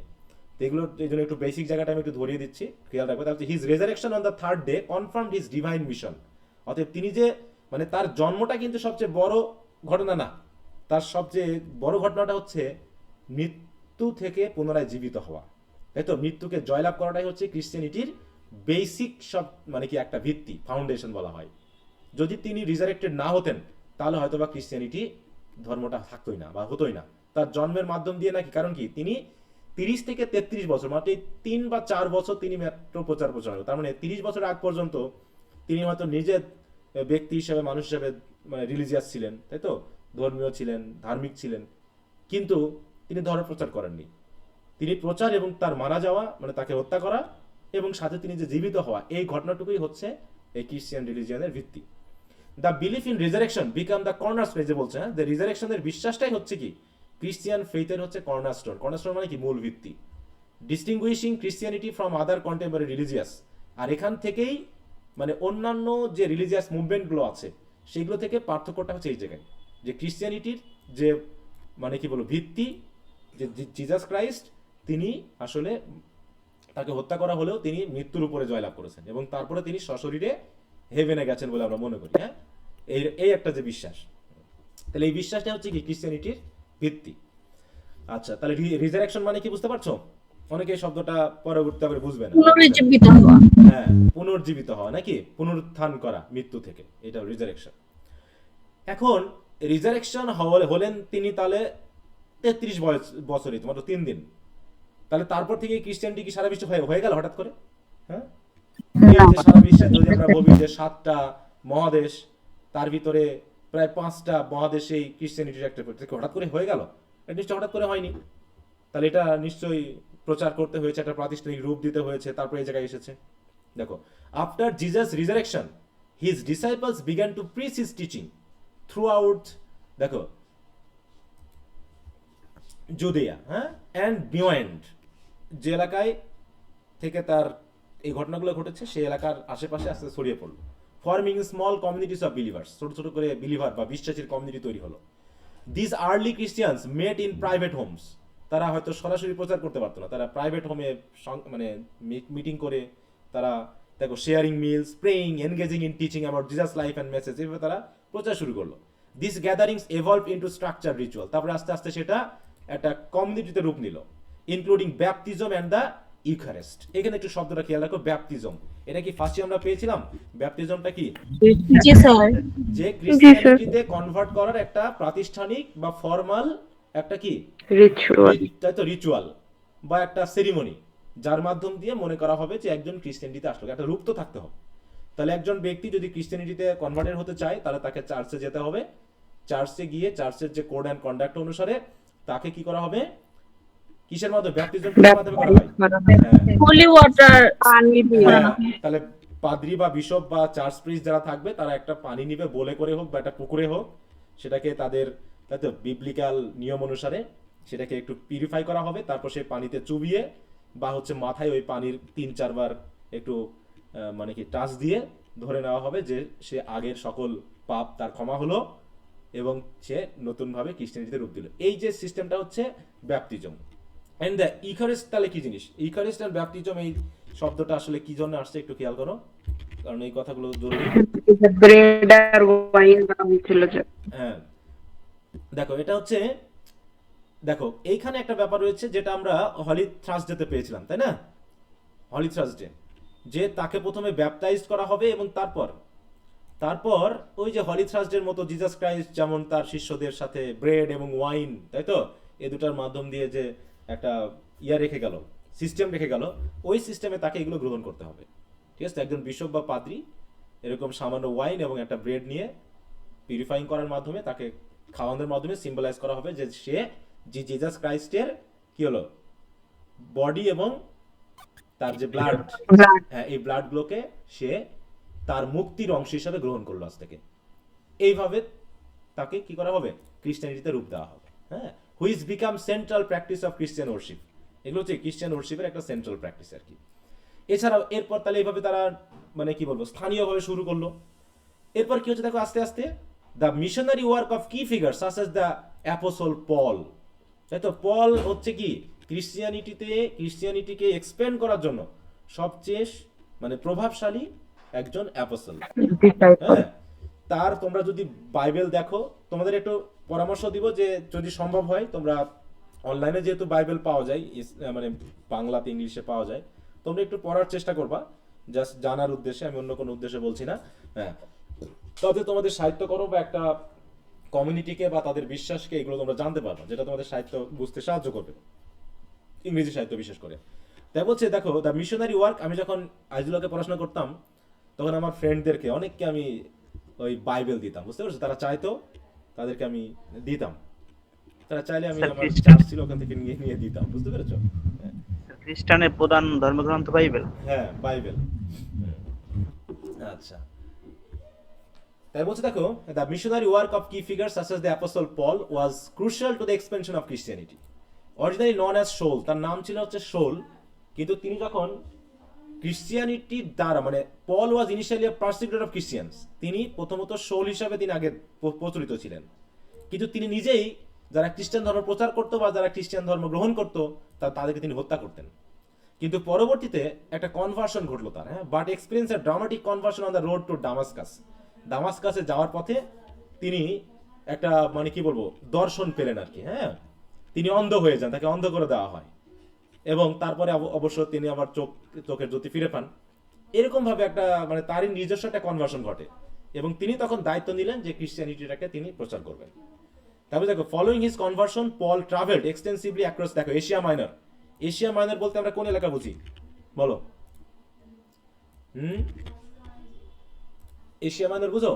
দেখো এই যে এই এলাকাগুলো, এই যে এশিয়া মাইনর, টার্কি, তাই তো, আরব কান্ট্রির যে জায়গাগুলো, এগুলো হচ্ছে এশিয়া মাইনর, এইগুলোতে তিনি ভ্রমণ করা শুরু করলেন এবং ক্রিশ্চিয়ানিটি প্রচার শুরু করলেন। দেখুন এই যে, হ্যাঁ বলছে Asia minor was non also Anatolia, refers to larger peninsula in western Asia that forms the Asian part of modern turkey, তাই তো, তুরস্ক। হ্যাঁ, এরকম ভাবে মোটামুটি সেখানে তিনি প্রচার শুরু করলেন। আরো কি করলেন দেখো, এছাড়াও গ্রিস, রোম, এগুলোতেও তিনি যাওয়া শুরু করলেন। তাহলে রোমে তিনি ক্রিশ্চিয়ানিটিটাকে একটা প্রাতিষ্ঠানিক রূপ দিলেন। তার আগ পর্যন্ত কি ছিল এই জায়গায়, কোন ধর্ম চলছিল বলো? খ্রিস্টান ধর্ম প্রচার করার আগে প্যাগানিজম চলছিল, তাই না? Establishing Christian communities and writing letters, যেটা বলে এপিসল বলা হয়, তিনি কিন্তু চিঠির মাধ্যম দিয়ে, হ্যাঁ চিঠির মাধ্যমে তিনি ক্রিশ্চিয়ানিটি প্রচার করেছেন। বিভিন্ন কমিউনিটিকে তিনি চিঠি পাঠাতেন, চিঠি পাঠিয়ে পাঠিয়ে তিনি তাদেরকে গাইড করতেন, ঠিক আছে তো। যেমন আমি যদি একটা দেখাই, বিবলিক্যাল একটা বই দেখাই, দেখো বাইবেলের আবার দুটা মানে টেস্টামেন্ট আছে, বুঝতে পারছো, দুইটা অংশে বিভক্ত।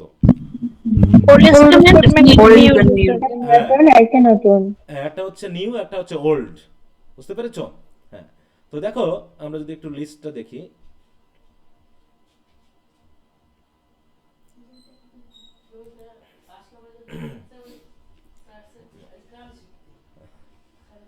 এই যে দেখো এখানে নামগুলো একটু খেয়াল করো, প্রথমে একটু খেয়াল করো, দেখো ধর্মীয় বিবর্তনটা কিভাবে হলো। দেখো প্রথম বইটার নাম হচ্ছে নিউ টেস্টামেন্টের কয়েকটা বইয়ের প্রথমে নাম হচ্ছে gospel according to Matthew. Gospel মানে বুঝো তো, একটু শব্দটা খেয়াল দেখো, গসপেল মানে হচ্ছে ধর্মীয় যে প্রিচিং, যেটা আমরা বলে থাকি সুসমাচার। হ্যাঁ, গুড নিউজ, হ্যাঁ গুড নিউজ, হ্যাঁ সুসমাচার, তাই তো। কিসের গুড নিউজ বলো? এই যে দেখো গসপেল হচ্ছে ফ্রম ওল্ড, দেখো from Old English for good news, primarily refers to the Christian message of salvation through Jesus Christ life. Death and resurrection, দেখো তার লাইফ, ডেথ এবং resurrection as recorded in the New Testament books named Matthew, Mark, Luke and John. এরকম 4টা gospel আছে কিন্তু। তাহলে new টেস্টামেন্টের 4টা gospel আছে। একটা হচ্ছে কি Matthew, Mark, Luke and John, এরা কিন্তু তার ডিসাইপল ছিলেন। ওই যে 12 জন 12 যে ইয়া ছিলেন না, বলো, ওদের মধ্যে এরা কিন্তু 4 জন। এরা মোটামুটি জিসাস ক্রাইস্টের সাথে থাকছেন এবং তারা যা কিছু দেখেছেন তার জীবনের সেইগুলোকে লিখেছেন, সেটাকে বাইবেলে ইনক্লুড করা হয়েছে। ঠিক আছে, তো এখন এই 4টা হলো কি গসপেল। কিন্তু এই গোস্পেল পরবর্তী, এই গোস্পেলের উপর ভিত্তি করে যখন ওই যে পল বা শৌল, তাই তো, শৌল যখন কি কি করছিলেন, যে খ্রিস্টান ধর্ম যারা গ্রহণ করছিলেন তাদেরকে কিন্তু তিনি হত্যা করছিলেন। ঠিক আছে তো, তাহলে হঠাৎ করে তিনি একটা দর্শনের মাধ্যমে কি পেলেন, একটা ভিশনের মাধ্যমে তিনি বুঝতে পারলেন যে না, এটা আমার জন্য ভুল হচ্ছে। তখন তিনি করলেন কি, নিজে ক্রিশ্চিয়ানিটি গ্রহণ করলেন এবং তিনি নিজে একজন প্রচারক হয়ে গেলেন। এবং দেখো সেখান থেকে তিনি প্রচার করতেন কিসের মাধ্যমে, লেটারের মাধ্যমে। খেয়াল করে জায়গায় letter of Paul to the romance, তাহলে প্রথম লেটারটা কাদের কাছে বলো, রোমানদের। তারপরে লেটারটা কাদের কাছে, করিন্থিয়ানদের কাছে। এইভাবে তাহলে বাইবেলের মোটামুটি মেজর বুকগুলোই হচ্ছে এই পলের লেটার। দেখো খেয়াল করো একদম, দেখো এই পর্যন্ত, এই সরি এই যে স্যার করিন্থ বলতে কি ইডিপাসের করিন্থ? কোথায়, এর সাথে তুমি ইডিপাসে কোরিন্থ ছিল ওটার সাথে।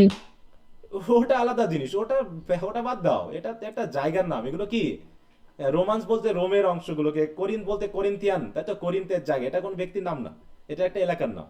বুঝতে পেরেছো, সেখানকার মানুষদেরকে করিন্থিয়ান বলা হচ্ছে। দেখো গালাথিয়ান, এফিসিয়ান, হ্যাঁ এফিসিয়ান কারা, তারা ইফিসীয় এলাকার লোক। দেখো ফিলিপিয়ান্স, ফিলিপিও এলাকার লোক। এরকম ভাবে বিভিন্ন এলাকার লোকের কাছে তিনি চিঠি পাঠাতেন। হ্যাঁ দেখো সবগুলো পল না, দেখো দেখো এই যে দেখো সব মোটামুটি। তারপরে শুধু পল না, আরো যারা শাসক ছিল দেখো, যেমন লেটার অফ জেমস, তারপর লেটার অফ পিটার, তারপর letters of John, letters of Jude. হ্যাঁ এরকম ভাবে। তাহলে বাইবেলের নতুন নিয়মটা আসলে শুধুমাত্র কি জিসাস ক্রাইস্টের প্রচারের উপর, এবং এই প্রচারটা কারা করেছেন, তার ডিসাইপলরা করেছেন বা অ্যাপোস্টলরা করেছেন। কথা বুঝতে পারছো? তারা যে শিক্ষা দিয়েছে ওই ওই এলাকার জনগণকে, তারা সেটাকেই বাইবেল ইনক্লুড করা হয়েছে, লেটারগুলো ইনক্লুড করে বাইবেল তৈরি করা হয়েছে।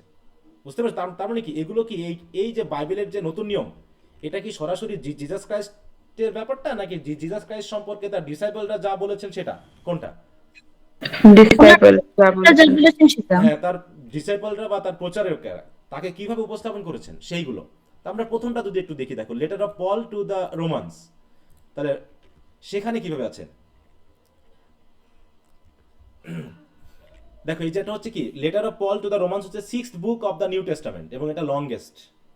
দেখো সেন্ট পল দ্য অ্যাপোস্টল এটা তিনি লিখেছিলেন, এবং এটা তিনি কোন সময় লিখছেন খেয়াল করো। ইট ওয়াজ প্রবাবলি কম্পোজড অ্যাট কোরিন্থ, কোরিন্থ যে জায়গা সেখানে তিনি করেছেন। ইট অ্যাবাউট 57 সি, মানে কি জিসাস ক্রাইস্টের মৃত্যুর কত বছর পরে, আরো 57। এর তো 57 তো তার জন্মের পর থেকে, কিন্তু তিনি 33 বছরে তাকে হত্যা করা হয়েছে। তাহলে তার থেকে আর কত বছর হয়, 24 বছর। তাহলে জিসাস ক্রাইস্ট মৃত্যুর 24 বছর পরে গিয়ে সেন্ট পল কি করেছেন, তার এই চিঠিটা লিখেছিলেন। তার মানে কি 57 এডি যেটা আমরা বলতেছি, হ্যাঁ খ্রিস্টাব্দ, যেটা 57 খ্রিস্টাব্দে, এই খ্রিস্টাব্দে কিন্তু তিনি কি করেছেন, তার এই কোরিন্থে বসে এটা লিখেছেন এবং তিনি এটা পাঠিয়েছেন কাদের কাছে, রোমানদের কাছে। তার উদ্দেশ্য কি ছিল এই জায়গায়, দেখো দ্য এপিসল মানে লেটার, কিন্তু এপিসল বলতে লেটার বোঝায়। হ্যাঁ এই শব্দগুলো খেয়াল রাখো। দেখো অনেকগুলো শব্দ জানবা যেগুলো কোনো প্রয়োজন আছে। এপিসল মানে কি, দেখো composition in prose or poetry, দেখো written in the form of letter to a particular personal group. তাহলে একটা নির্দিষ্ট ব্যক্তি বা কোনো গ্রুপের কাছে লিখিতভাবে, সেটা প্রোজে হোক বা পোয়েট্রিতে হোক, যে লিখিত একটা চিঠি পাঠানো হয় সেটাকে বলা হয় এপিসল। তাহলে the epistle was addressed to the Christian church at Rome, whose congregation Paul hope to visit for the first time on his way to Spain. তাহলে স্পেনে যাওয়ার পথে তিনি রোমকে ভিজিট করবেন বলে আগে চিঠিটা লিখে দিয়েছিলেন। The letter has been intensely studied since early Christian time and was basis of Martin Luther's teaching on justification by faith alone. আমরা মার্টিন লুথারের নাম শুনছি না, বলো? কিন্তু দুইজন আছেন ইতিহাসে, আমরা মার্টিন লুথার দুইজনকে পাই। একটা হচ্ছে আমেরিকান প্রচারক একজন আছেন না, মার্টিন লুথার কিং জুনিয়র, উনি না কিন্তু এটা, ইনি হচ্ছেন একজন জার্মান প্রচারক, বুঝতে পারছো, যিনি খ্রিস্টিয়ানিটি এই যে প্রোটেস্ট্যান্ট জার্মান আমরা যেটা পাবো প্রোটেস্ট্যান্টিনিজমের ভিত্তি স্থাপনে তিনি কিন্তু এখানে ভূমিকা রাখেন। হ্যাঁ, কয়েকজন প্রচারক আছেন যারা, আচ্ছা ক্যাথলিক প্রোটেস্ট্যান্টটা পরে আসবে, আপাতত শুধু এটা দেখো একটু। তাহলে এ পর্যন্ত বুঝতে পারছো যে খ্রিস্টিয়ান যে বাইবেল আছে, বাইবেলের নিউ টেস্টামেন্ট বলে একটা অংশ আছে, সেখানে 27টা বই আছে। 27টা বইয়ের প্রথম 4টা হচ্ছে গুড নিউজ হিসাবে তার 4জন শিষ্যের, জিজাস ক্রাইস্টের। পরবর্তী হচ্ছে তার শিষ্যদের কাছ থেকে ধর্ম সম্পর্কে বা জিজাস ক্রাইস্ট সম্পর্কে জানার পর আরো যে সকল অ্যাপোস্টল তৈরি হলো, তারা খ্রিস্টান চার্চ প্রতিষ্ঠার জন্য যে পদক্ষেপ নিল, সেগুলো এখানে প্রচার হিসেবে দেওয়া আছে। কথা বুঝতে পারছো? স্যার, পল কি সরাসরি জেসাস ক্রাইস্টের না না না, disciple ছিলেন? উনি যদি থাকতেন, আমি তো একটা কথা বলেছি, তুমি হয়তো খেয়াল করোনি, উনি বরং যারা খ্রিস্টান ধর্ম প্রচার করতে এবং খ্রিস্টিয়ানিটি গ্রহণ করে তাদেরকে তিনি হত্যা করতেন। তাহলে কি হলো, তিনি সরাসরি ছিলেন? না। পরবর্তীতে ভিশন পাওয়ার পরে হ্যাঁ, তিনি ওটা একটা ভিজন পান, তাই তো? তিনি এক জায়গায় যাচ্ছিলেন কিছু খ্রিস্টিয়ান মানুষকে হত্যা করবেন আর কি। পথের মধ্যেই তিনি একটা স্ট্রাইকিং এর মানে মানে কি বলে একটা মানে কি আলো বা লাইটের আঘাতে তিনি অন্ধ হয়ে যান, বুঝতে পেরেছেন, এবং ঘোড়া থেকে পড়ে যান, এরকম আর কি। ঘোড়া চড়ে যাচ্ছিলেন যখন, এরকম ঘটনা আছে বাইবেলে। তারপরে তাকে এক জায়গায় নিয়ে যাওয়া হয় এবং তাহলে হুম, স্যার তাহলে বাইবেলের হচ্ছে ওল্ড টেস্টামেন্ট আছে, ওইটাতে কিভাবে লেখা? ওটা হচ্ছে তোমরা জিসাস ক্রাইস্টের জন্মের আগের যে সকল নবীরা আছেন, তাই তো, জিসাস ক্রাইস্টের আগের যেগুলো একদম অ্যাডাম ইভ থেকে শুরু করে জিসাস ক্রাইস্টের জন্মের আগ পর্যন্ত যে ঘটনাগুলো, সেগুলো ওখানে দেওয়া আছে, ঠিক আছে? হ্যাঁ, আচ্ছা, ওকে, এগুলো এই জন্য বলছি যে একটু পড়বা, কারণ এইগুলো বেসিক মানে খ্রিস্টিয়ান লিটারেচারের বা ইংলিশ লিটারেচারের একটা বেসিক হিসেবে কাজ করে বিধায় এগুলো জানলে ওটা আরো সহজ হবে তোমাদের কাছে। তা না হলে রেফারেন্স যখন দিবে না, তখন তুমি বুঝবা না এটা আবার কি জিনিস, ওটা আবার কি জিনিস, হ্যাঁ, এরকম লাগবে আর কি। এই জন্য বেসিকটা আমি একটু বলে নিচ্ছি, একটু ধৈর্য ধরে শুনবা আর কি। হ্যাঁ, তো যাই হোক, এই পর্যন্ত আমি পড়লাম। তাহলে এইখানে যে পলের কথা আসলো, এটা কেন আসলো, কিভাবে আসলো, আমি সেটা একটু বুঝালাম। দেখো, এরকম একটা ছোট একটা রেফারেন্স যদি আমি এতগুলো কথা না বলতাম, তুমি কি বুঝতা বলো যে আসলে ব্যাপারটা কি ঘটনা ঘটলো? তাহলে কিভাবে খ্রিস্টিয়ানিটা প্রচার লাভ করলো? দেখো, এশিয়া মাইনর, গ্রিস, কে ভ্রমণ করছে? পল এগুলোতে ভ্রমণ করে তিনি খ্রিস্টানি কমিউনিটিকে চিঠি দেওয়ার মাধ্যমে কি করেছেন? খ্রিস্টান ধর্মকে প্রতিষ্ঠা করার চেষ্টা করেছেন। দেখো, this letters addressing both juice and, দেখো, জেন্টাইলস মানে বুঝছো, জুইস মানে হচ্ছে যারা অলরেডি ইহুদি, আর জেন্টাইলস মানে কি, যারা অন্য কোন ধর্মের? হ্যাঁ, আমরা এই কথাটা কোথায় পেয়েছিলাম মনে আছে? মার্টিন লুথার কিং এর ভাষণ। দেখো, যারা হচ্ছে জুইসের মধ্যে পড়ে না, যারা জুইস না, মোটামুটি অন্য যে কোনো গোত্রের হোক, যারা আপাতত ইহুদি না, তাদেরকে বলা হতো কি? জেন্টাইল। আর জুইস হচ্ছে যারা ইহুদি। তাহলে জিসাস ক্রাইস্ট তার বংশ অনুসারে বা ধর্মীয় বিশেষ অনুসারে নিজে কি ছিলেন বলো? হ্যাঁ, তিনি একজন জুইস ছিলেন এবং তার জন্ম কিন্তু ইহুদির বংশ থেকে বা ইহুদি থেকে। হ্যাঁ, কিন্তু তিনি ইহুদির যে মানে যে সিস্টেম, সেটা তিনি পছন্দ করতেন না। হ্যাঁ, সেগুলোর বিরুদ্ধে তিনি কিন্তু যুদ্ধ করেছেন, মানে প্রচার করেছেন। তাহলে দেখো যে তিনি জুইস এবং জেন্টাইল উভয়ের কাছে তিনি চিঠি পাঠিয়েছেন। Formed a significant portion of the New testament, এই যে বলছে না, তার চিঠিগুলোই প্রধানত নিউ টেস্টামেন্টের একটা বড় অংশ গঠন করেছে। And remain fundamental to Christian doctrine. অতএব এই পলের চিঠিগুলোই হচ্ছে খ্রিস্টিয়ান ডক্ট্রিন বা বিশ্বাসের একটা ভিত্তি আর কি, ঠিক আছে তো? এবার হচ্ছে দেখো, পারসিকিউশন অ্যান্ড রেজিলিয়েন্স। তাহলে এই যে পল যে প্রচার করছিলেন, এত সহজ ছিল তার প্রচার করা যে তিনি প্রচার করলেন আর সবাই খ্রিস্টান হয়ে গেল, এরকম? না। হ্যাঁ, স্যার, পল কি ছিল জিউইশ নাকি জেন্টিল? পল নিজে কি ছিলেন, তাই তো? জি স্যার। হ্যাঁ, তিনি কি ছিলেন বলো? তিনি একজন ইহুদির অংশে ছিলেন, বুঝতে পারছেন? এবং যখন খ্রিস্টান ধর্ম প্রচার করেছিলেন, তখন তিনি এগুলোকে গ্রহণ করেননি। ওই যে তাদেরকে বরং তিনি হত্যা করেছিলেন, পরে তিনি গ্রহণ করেছেন যখন সরাসরি তাকে, হ্যাঁ, একটা ডিভাইন ফোর্সের মাধ্যমে তাকে যখন থামানো হয়েছে বা তাকে ফোর্স করা হয়েছে, এইরকম। আচ্ছা, কারো মনে সাউন্ড হচ্ছে, মানে কার মাইকটা, কার সমস্যা?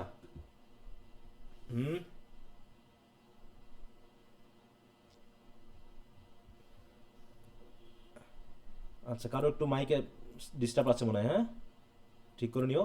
আচ্ছা, যাও, আমরা এবার এখানে আসি। দেখো, ইন ইটস আর্লি ইয়ার্স, তার প্রথম দিকে ক্রিশ্চিয়ানিটি ফেস সিভিয়ার পারসিকিউশন। হ্যাঁ, পারসিকিউশন মানে কি? নির্যাতন। হ্যাঁ, নির্যাতন। হ্যাঁ, Roman authorities viewed Christians with suspicion. হ্যাঁ, and because they refuse to worship the empire and traditional Roman god. তৎকালীন রোমান গড কে ছিল বলো? প্যাগানিজমের মনে আছে?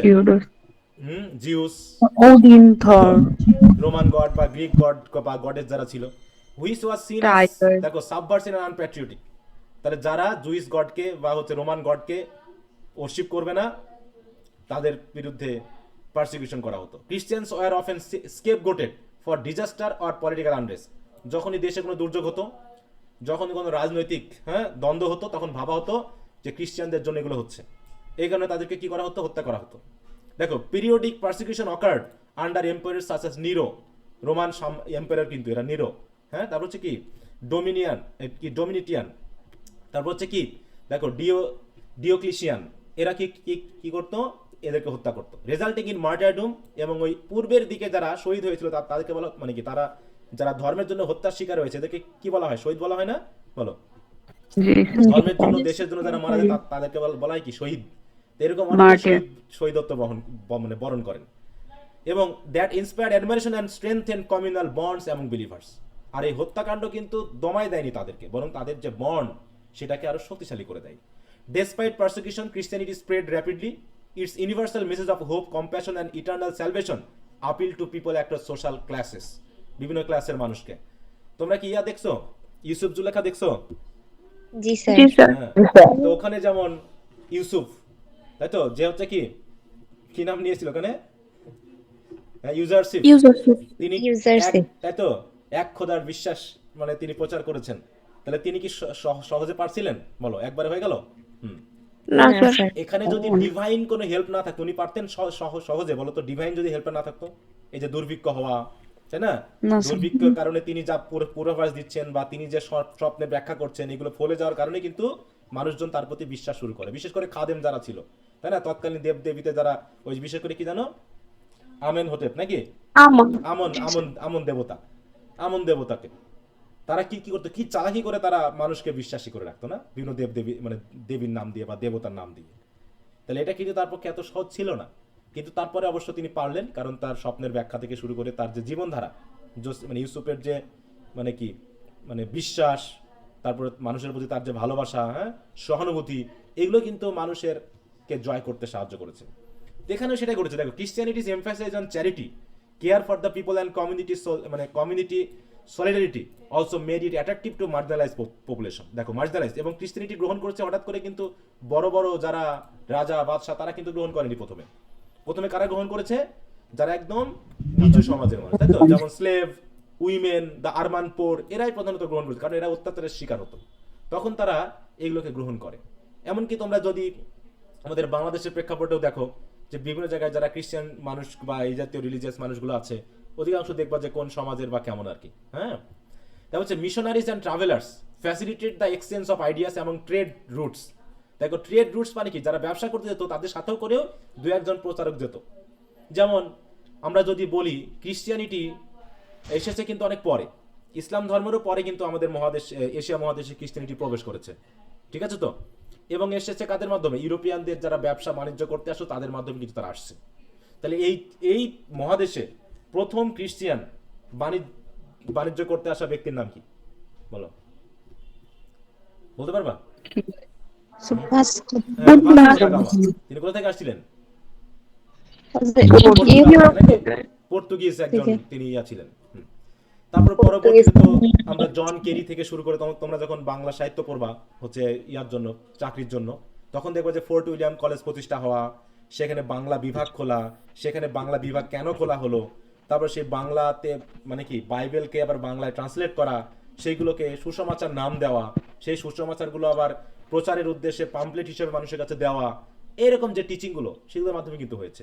হ্যাঁ, তাহলে দেখো, Christian teachings were adapted to various cultural context helping the faith gains footholds. হ্যাঁ, দেখো, এরকম মোটামুটি পুরো রোমান সাম্রাজ্যে এটা ছড়িয়ে পড়লো।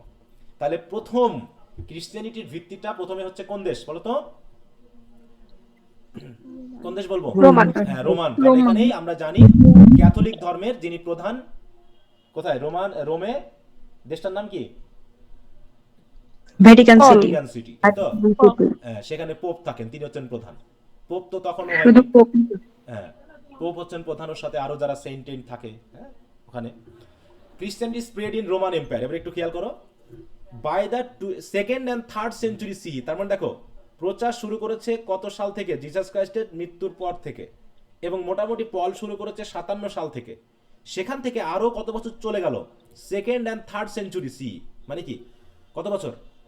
আরো প্রায় 150 এবং 250 বছর, নাকি? যদি থার্ড সেঞ্চুরি ধরি তাহলে কত বছর হবে? প্রায় 250 বছর। এইভাবে কিন্তু 250 প্রচার চলেছে। প্রচার চলতে চলতে হলো কি, Christianity had establish itself in major urban centers of the Roman empire. দেখো, রোমান এম্পায়ারে মেজর আরবান সেন্টার তৈরি হলো ক্রিশ্চিয়ানিটির, ইনক্লুডিং রোম, আলেকজান্ড্রিয়া, দেখো Antioch and Carthage. Christian communities developed hierarchies with bishops, presbyters, deacons, এগুলো নাম কিন্তু তারা সিস্টেম অনুসারে দিয়ে গেল। তাদের যে কমিউনিটি তৈরি হলো, সেই কমিউনাল যারা প্রচারক হবে বা যে চার্চ হবে, সেই চার্চে তারা একটা হায়ারকি বা একটা স্টেজ বা লেভেল সিস্টেম করলো, কারা কোন স্টেজে থাকবে। To ensure doctrinal consistency and governance. The development of catechism. Catechism মানে বুঝো তো? এই শব্দটা অনেকবার আসবে তোমাদের। যেমন তোমাদের বিশেষ করে ইসলাম ধর্মে মসজিদ ভিত্তিক কি ইয়া করা হয় না ছোট বাচ্চাদের ধর্ম শেখার জন্য? জি স্যার। মক্তব। হ্যাঁ, ওখানে কি করা হয়? ছোট বাচ্চাদের ধর্ম শিক্ষা দেওয়া হয়, তাই না? আরবি তো ক্যাটেকিজম মানে হচ্ছে এরকম যে a summary of the principles of Christian in the form of question and answer. এই যে কোশ্চেন আনসারের মাধ্যমে ইউজ ফর রিলিজিয়াস ইনস্ট্রাকশন। তাহলে বিশেষ করে ছোট বাচ্চাদেরকে বা বড়দেরকেও মানে ধর্ম শিক্ষা দেওয়ার একটা সিস্টেম হচ্ছে ক্যাটেকিজম। ঠিক আছে, এটা একটু মাথায় রেখে, এগুলো মাথায় রাখবা। And written text help unify beliefs and practices এবং জিওগ্রাফিক্যালি ডাইভার্স কমিউনিটিস। ডাইভার্স, তাই তো, বিভিন্ন কমিউনিটির মধ্যে। আর ক্রুশিয়াল টার্নিং, সবচেয়ে গুরুত্বপূর্ণ টার্নিং যেটা শুরু হলো এবং ক্রিশ্চিয়ানিটি একটা রাষ্ট্রীয় মর্যাদা পেল, সেটা হচ্ছে দেখো কথা। A crucial turning point occurred in the early 14th century with empire Constantine. দেখো, কনভার্সন টু ক্রিশ্চিয়ানিটি। তিনি একজন এম্পায়ার ছিলেন, ঠিক আছে তো? তিনি একজন এম্পায়ার ছিলেন, কনস্ট্যান্টাইন। তিনি নিজেই ক্রিশ্চিয়ানিটি গ্রহণ করলেন। কত সেঞ্চুরিতে বলো? 4th century. এবং আর্লি 4th সেঞ্চুরি, একটা এক্স্যাক্টলি বলা হয়তো 310, 12, 15, 20 এরকমটা হবে। According to tradition, Constantine experience a vision from the battle of, দেখো, Milvian bridge in 312 CE, in which he saw a cross and heard the message. তিনি একটা cross দেখলেন এবং একটা মেসেজ শুনতে পাইলেন যে ইন দিস সাইন কনকুয়ার, মানে এই সাইনে তুমি কনকুয়ার করবা। এতে হলো কি, মানে কনস্ট্যান্টাইন করলেন কি, embrace Christianity and became it's patron. In 313 CE he issued the addict of Milan. তাহলে এডিক্ট অফ মিলান মানে মিলানের যে একটা আইন জারি করলেন। এই আইন জারি করলেন, কি করলেন? Granting religious tolerance two Christians. তিনি আগে হয়তো টলারেন্ট করতেন না, টলার করতেন না ক্রিশ্চিয়ানদেরকে, ওই যে পলের মতোই তিনি হয়তো পার্সিকিউট করতেন। এবং এন্ডিং দেয়ার অফিসিয়াল পার্সিকিউশন, এবং তাদেরকে তিনি অফিসিয়ালি পার্সিকিউট করাটা বন্ধ করে দিলেন। This mark the beginning of Christianity, দেখো, transition from a persecuted minority faith to the dominion religion of Roman empire. By the end of 4th century, আবার 4th century শেষের দিকে, আন্ডার এম্পায়ার থিওডিসিয়াস ফার্স্ট, এটা কিন্তু আমরা ওই যে ইয়া পড়েছিলাম না, জন ডানের কবিতা পড়তে গিয়ে পেয়েছিলাম একটা গল্প। হ্যাঁ, তারপর হচ্ছে Christianity was declared the official state religion of the Roman empire. Pagan practices were progressively suppress. যেমন আমরা ইউসুফ জুলেখা যদি একটু ভাবি, ওখানে কি করা হলো এক সময়? কি করা হলো বলো তো? পুরো আমন দেবতার বন্ধ করে দেওয়া হলো। তার যে মূর্তি সেটাকে ফেলে দেওয়া হলো, এবং যারা খাদেম ছিল তাদেরকে কি করা হলো? বন্দী করা হলো। হ্যাঁ, পুরো এটা যদি ওইখানকার যে শাসক ছিলেন, তাই তো, নাম কি? আমেনহোটেপ নাকি আখনাতুন নাকি নাম? হ্যাঁ, তিনি যদি মানে তার যদি হেল্প না পাইতেন, তিনি এটা করতে পারতেন? ইউসুফ সহজে করতে পারতেন বলো? যেহেতু রাজার একটা হেল্প ছিল, তাই তিনি করলেন কি, ওদেরকে বাদ দিলেন। তাহলে প্যাগানের মতো, ওটা ধরো এক ধরনের প্যাগান রিলিজিয়ন, ওই প্র্যাকটিসটা তিনি বন্ধ করলেন। And Christian institution again political authority. Churches become central to the civic life, অতএব চার্চ প্রতিষ্ঠা করা হলো। And bishops wielded influence comparable to local governance. এটা একটু খেয়াল রাখবা, প্রথম দিকের ক্রিশ্চিয়ানিটি এবং পরবর্তীতে রিফরমেশন কেন আসলো, তাই তো? মানুষ সবসময় ধর্মকে রাজনৈতিক এবং অর্থনৈতিক পাওয়ার হিসেবে গ্রহণ করেছে, বুঝতে পেরেছ? বিশ্বাসের জন্য প্রথম দিকে গ্রহণ করা হলেও পরবর্তীতে যখন দেখতেছে ধর্ম দিয়ে তো মানুষকে নিয়ন্ত্রণ করা যায়, অমনি তারা কি করেছে, ওই খাদেমদের মতো, মিশরের খাদেমদের মতো কি করেছে, কিছু রুটি দিয়ে নাকি কিছু ডাল ভাত দিয়ে দেখাচ্ছে আমন আমন দেবতা তাদেরকে অনুগ্রহ করছে। এরকম না ব্যাপারটা? জি স্যার। তো এরাও তাই করবে আর কি। প্রথম দিকে দেখো ধর্ম প্রচারের উদ্দেশ্যে কত আগ্রহী, তারা ধর্মকে রাষ্ট্রীয় ধর্ম করতেছে, চার্চ প্রতিষ্ঠা করতেছে, কমন পিপলদের লাইফের কেন্দ্র হয়ে যাচ্ছে চার্চগুলো দেখো। এবং তারা কি করছে, সেই চার্চগুলো স্পিরিচুয়াল এবং টেম্পোরাল ম্যাটার্সগুলো নিয়ে তারা সেখানে শাসন করছে। এরপর কি হচ্ছে দেখো, ডক্ট্রিনাল ডেভেলপমেন্ট অ্যান্ড কাউন্সিল।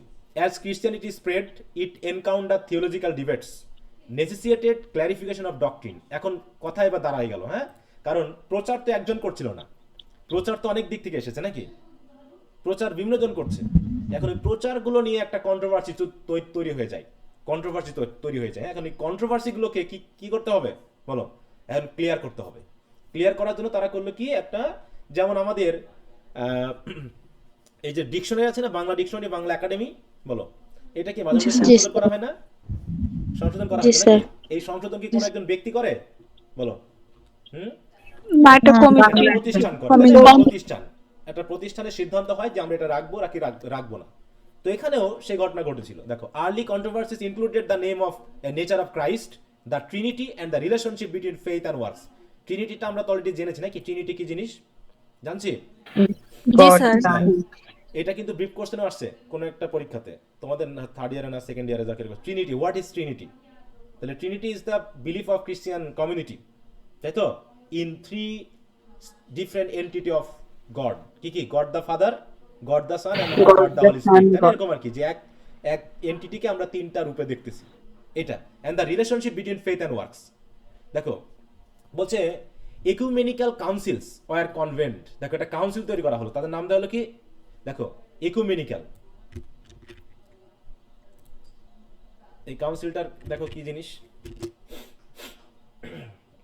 দেখো, an ecumenical council is a major or worldwide assembly of Christian bishop and leaders। তাহলে ক্রিশ্চিয়ান বিশপ এবং লিডারদের একটা council, call to define core doctrine, যারা একটা রিলিজিয়নের মূল বিশ্বাসগুলোকে ডিফাইন করবে।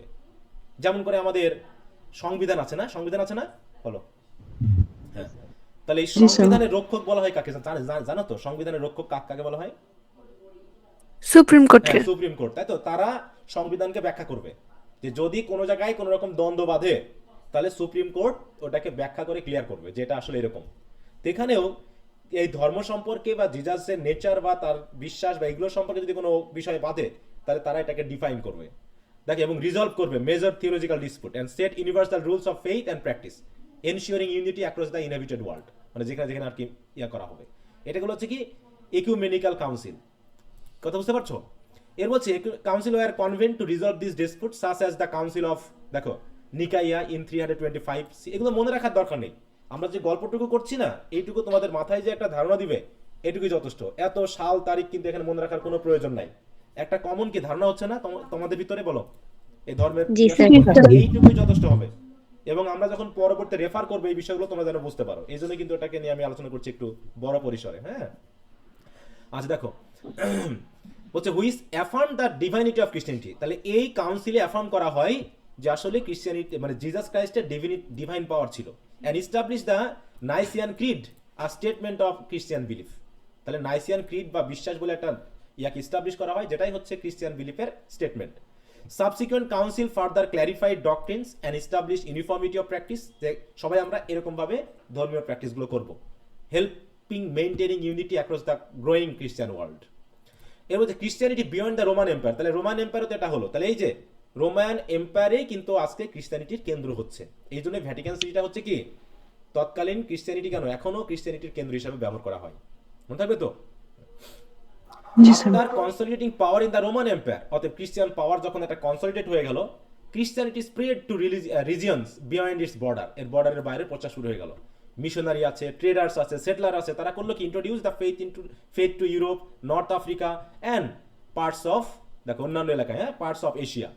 The monastic movement played a vital role in preserving Christian teaching and literature and learning দেখো during the medieval period.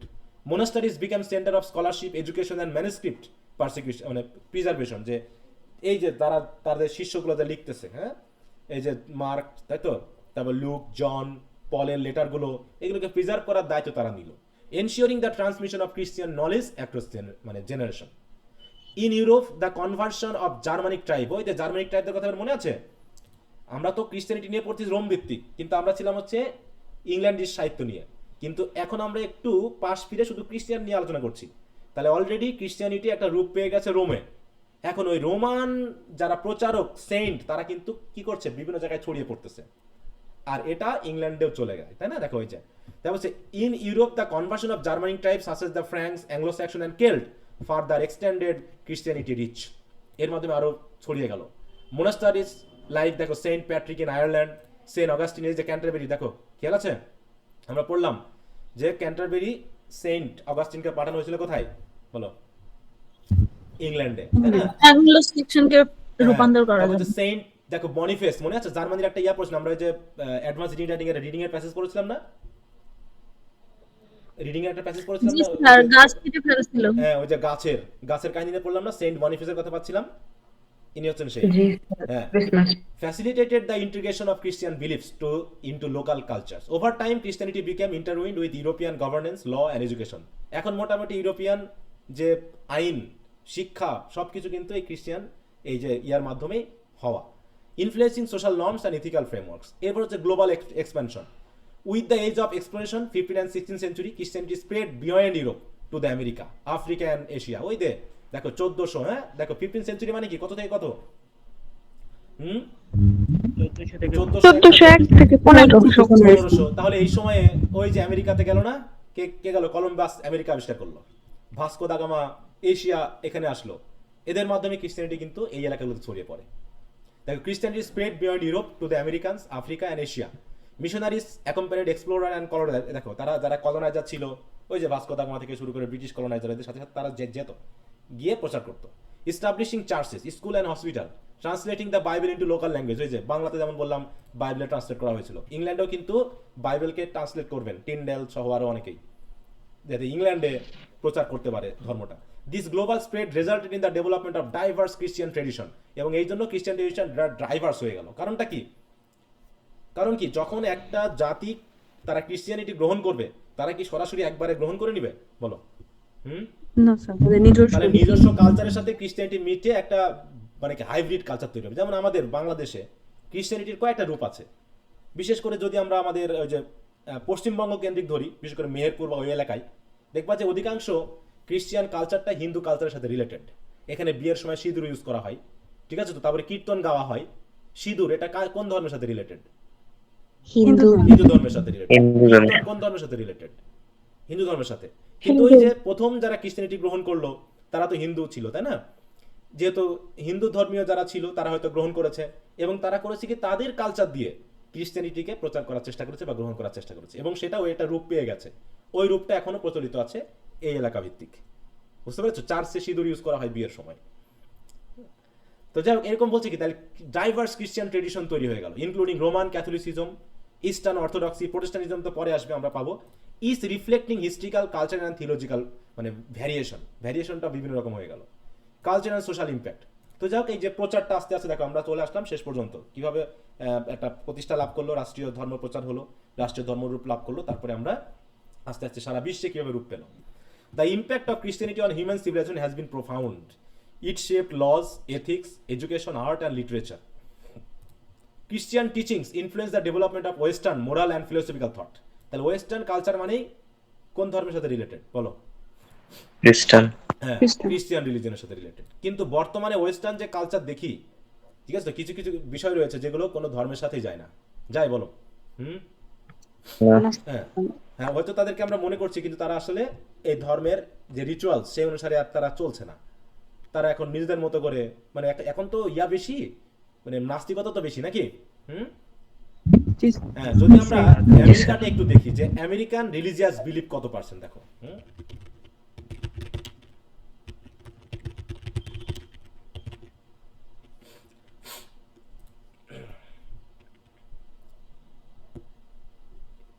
আমরা এটা আরো পড়বো যখন আমরা রিফরমেশন পিরিয়ড বা ওই জায়গায় যাব, তখন এই জায়গাগুলো আসবে। দেখো এখানে একটা জিনিস খেয়াল করো, এখানে কোন ধর্মের বেশি আছে দেখো, এই যে প্রথমে দেখো ক্রিশ্চিয়ানিটি কত পার্সেন্ট? 62 হ্যাঁ 62%। এর ভিতরে আবার কয়েকটা ভাগ আছে। মুসলমান হ্যাঁ বলো।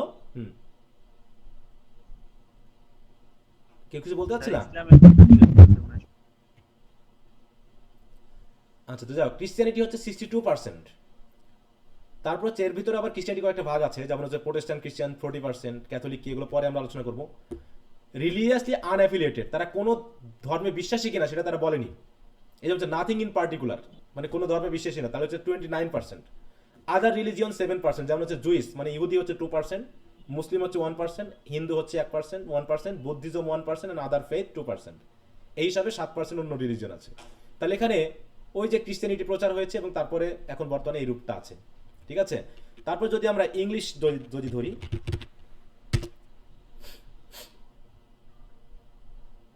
দেখো এখানে কি দেখাচ্ছে, দেখো ক্রিশ্চিয়ানিটি, এবার খেয়াল করো, ক্রিশ্চিয়ানিটি হচ্ছে কত পার্সেন্ট? 46%, কিন্তু সেটা এখন কমে গেছে কিন্তু আগে ছিল। নো রিলিজিয়ন কত পার্সেন্ট খেয়াল করো, নো রিলিজিয়ন কত পার্সেন্ট? 37.2 37%, আশঙ্কাজনক। ইসলাম হচ্ছে 6.5% এবং অন্যান্য ধর্ম এরকম। এটা গেল ইংলিশের, তাই তো। এবার হচ্ছে যদি আমরা ধরি ইটালি যদি ধরি, হ্যাঁ, কারণ এখানে যেহেতু কেন্দ্র ছিল, তাদের দেখি আমরা কি পাই। এটা ক্যাথলিসিজম বেশি পাবা, দেখো ক্যাথলিসিজম 70 to 80%, কারণ এখানে তো ক্যাথলিসিজমের শুরু। নো রিলিজিয়ন তাও দেখো কত পার্সেন্ট হয়ে গেছে, প্রায় 25%। No religion. ইসলাম ইটালির সেকেন্ড লার্জেস্ট রিলিজিয়ন, মোটামুটি এটা আগে থেকে যেহেতু ছিল এই জায়গাগুলোতে, স্পেন, ইটালি, এখানে ইসলামের প্রচার ছিল, তাহলে সেকেন্ড লার্জেস্ট রিলিজিয়ন হচ্ছে, primarily followed by immigrants from North Africa, মানে এখান থেকে যদি ইমিগ্রেন্টের কাছে আর কি, হ্যাঁ, ওরা যাওয়ার কারণে এই ধর্মটা। অর্থোডক্স ক্রিশ্চিয়ানিটি আলাদা জিনিস, আমরা পরে বুঝবো। তাহলে এইভাবে দেখো কি হচ্ছে, ধর্মীয় ব্যাপারটা কিন্তু আস্তে আস্তে কমে যাচ্ছে, ঠিক আছে, সেটা যে ধর্মেরই হোক কমে যাচ্ছে, এবং মানুষের মধ্যে ধর্মহীনতার পরিমাণটা বেশি। Emphasizing human dignity, social responsibility. দেখো, the church played a pivotal role in preserving classical knowledge, fostering literacy, যে আমরা যদি এটা পাবো, literacy, and supporting scientific inquiry during the medieval period. Christianity's rituals, festival, and moral framework became, দেখো, deeply embedded in the cultural fabric of societies worldwide. তো এই হলো মোটামুটি আমাদের ক্রিশ্চিয়ানিটির যে প্রচার সম্পর্কে সেটা নিয়ে কথা। এটা হলো কি, এখানে যেটা আমরা আলোচনা করলাম এটা হচ্ছে ওয়ার্ল্ড ওয়াইড, মানে এস্টাবলিশমেন্ট কিভাবে আস্তে আস্তে হলো, তাই না। এবার ইংল্যান্ডে কিভাবে হলো সেটা তোমরা একটু নিজেরাই পড়ে নিতে পারবা, এটা তোমাদের উপর ছেড়ে দিলাম, আমি এটা আগামী দিন পড়বো না, মনে থাকবে তো, কারণ অলরেডি এই কথাগুলো ওর মধ্যে আছে। জাস্ট আমি এটা ইংল্যান্ডের উদ্দেশ্যে নিয়ে আসছি। দেখো, beginning as spread of Christianity in England, আর এখানে শুরু করলাম কি, দেখো spread and beginning of Christianity, সেটা একদম শুরু থেকে কিভাবে হলো।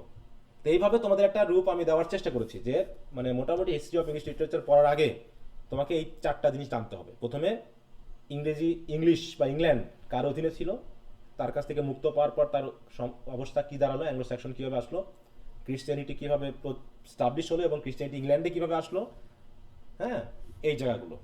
তা কি কথা বুঝতে পেরেছো? কারণ এখানে কিছু কথা রিপিটেশন আছে এই অংশে, তো সেটা আমি আর পড়বো না, তোমরা একটু পড়লে আশা করি বুঝতে পারবা, মনে থাকবে। আচ্ছা, যদি কোনো কিছু বুঝতে অসুবিধা হয় সেটা নিয়ে তো আমরা আগামী দিন কথা বলবো। এরপর হচ্ছে দেখো, literature in the pre old and early English period in England, সাহিত্য কিভাবে রচিত হলো, এর পিছনের কারণগুলো কেমন ছিল সেই বিষয় নিয়ে একটু, রোমান ইনফ্লুয়েন্স কেমন ছিল, হ্যাঁ, রিটেন লিটারেচার, ক্রিশ্চিয়ানিটি, খ্রিস্টান ধর্মের প্রচার কিভাবে সাহিত্য কর্মকে দেখে, খ্রিস্টান কমিউনিটি কিভাবে, হ্যাঁ, তারা মানে রিটেন রূপ দিল, এগুলো দেখানো হবে, হ্যাঁ। আচ্ছা, তাহলে এই পুরো শীটটা তোমাদের কাজ থাকবে আগামী দিনের মধ্যে আবার পুরো রিড অ্যান্ড রিভিশন দিতে, মনে থাকবে তো। আগামী দিন আমরা উইলিয়াম জেলং এর বই থেকে পড়বো প্রথম চ্যাপ্টার, যেটা সেটা হচ্ছে কি ওল্ড ইংলিশ পিরিয়ড, মনে থাকবে। আচ্ছা, কি কিছু বোঝা গেল যেটুকু পড়ানো হলো? তারপরে হয়তো অনেকের মাথার উপর দিয়ে যেতে পারে, কারণ যেহেতু ইতিহাস তো বিশাল জিনিস, তাকে সামারাইজ করে একটু সামনে তুলে ধরা হয়েছে, গল্পটা মাথায় রাখতে হবে। শীটটা আরেকবার 2-1বার রিডিং দিব, তাহলে অনেক শব্দ জানতে পারবা যেগুলো পরবর্তীতে লাগবে, আর এমনি তো বিষয়গুলো আছে। আচ্ছা, তো তাহলে আজকে এই পর্যন্তই। কেউ কিছু বলবা?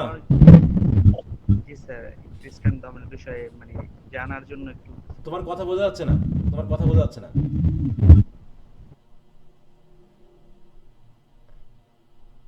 স্যার ঠিক আছে হ্যাঁ এখন ঠিক আছে। স্যার আমরা জানি বিশেষ করে ইয়াহুদি ধর্মেরই একটা শাখা আমাদের মানে খ্রিস্টান ধর্ম, সেহেতু জিজাস ক্রাইস্ট তো মানে আর কি পছন্দ করতো না মানে ইহুদিদের ধর্মকে আর কি। মানে তার মানে আমরা ধরে নিতে পারি যে খ্রিস্টান ধর্মের মূল কি জিজাস ক্রাইস্ট? হ্যাঁ জিসাস ক্রাইস্টকে তো ভিত্তি হিসেবে দেখানো হচ্ছে খ্রিস্টান রিলিজিয়নের। স্যার আসলে খ্রিস্টান ধর্মের মানে সৃষ্টিকর্তা তারা কারে মনে করে? কারে মনে করবে? গড, যেটা তোমরা আল্লাহ বলো, আমরা সেই গড বলি, ওনাকে মনে করি। জি স্যার।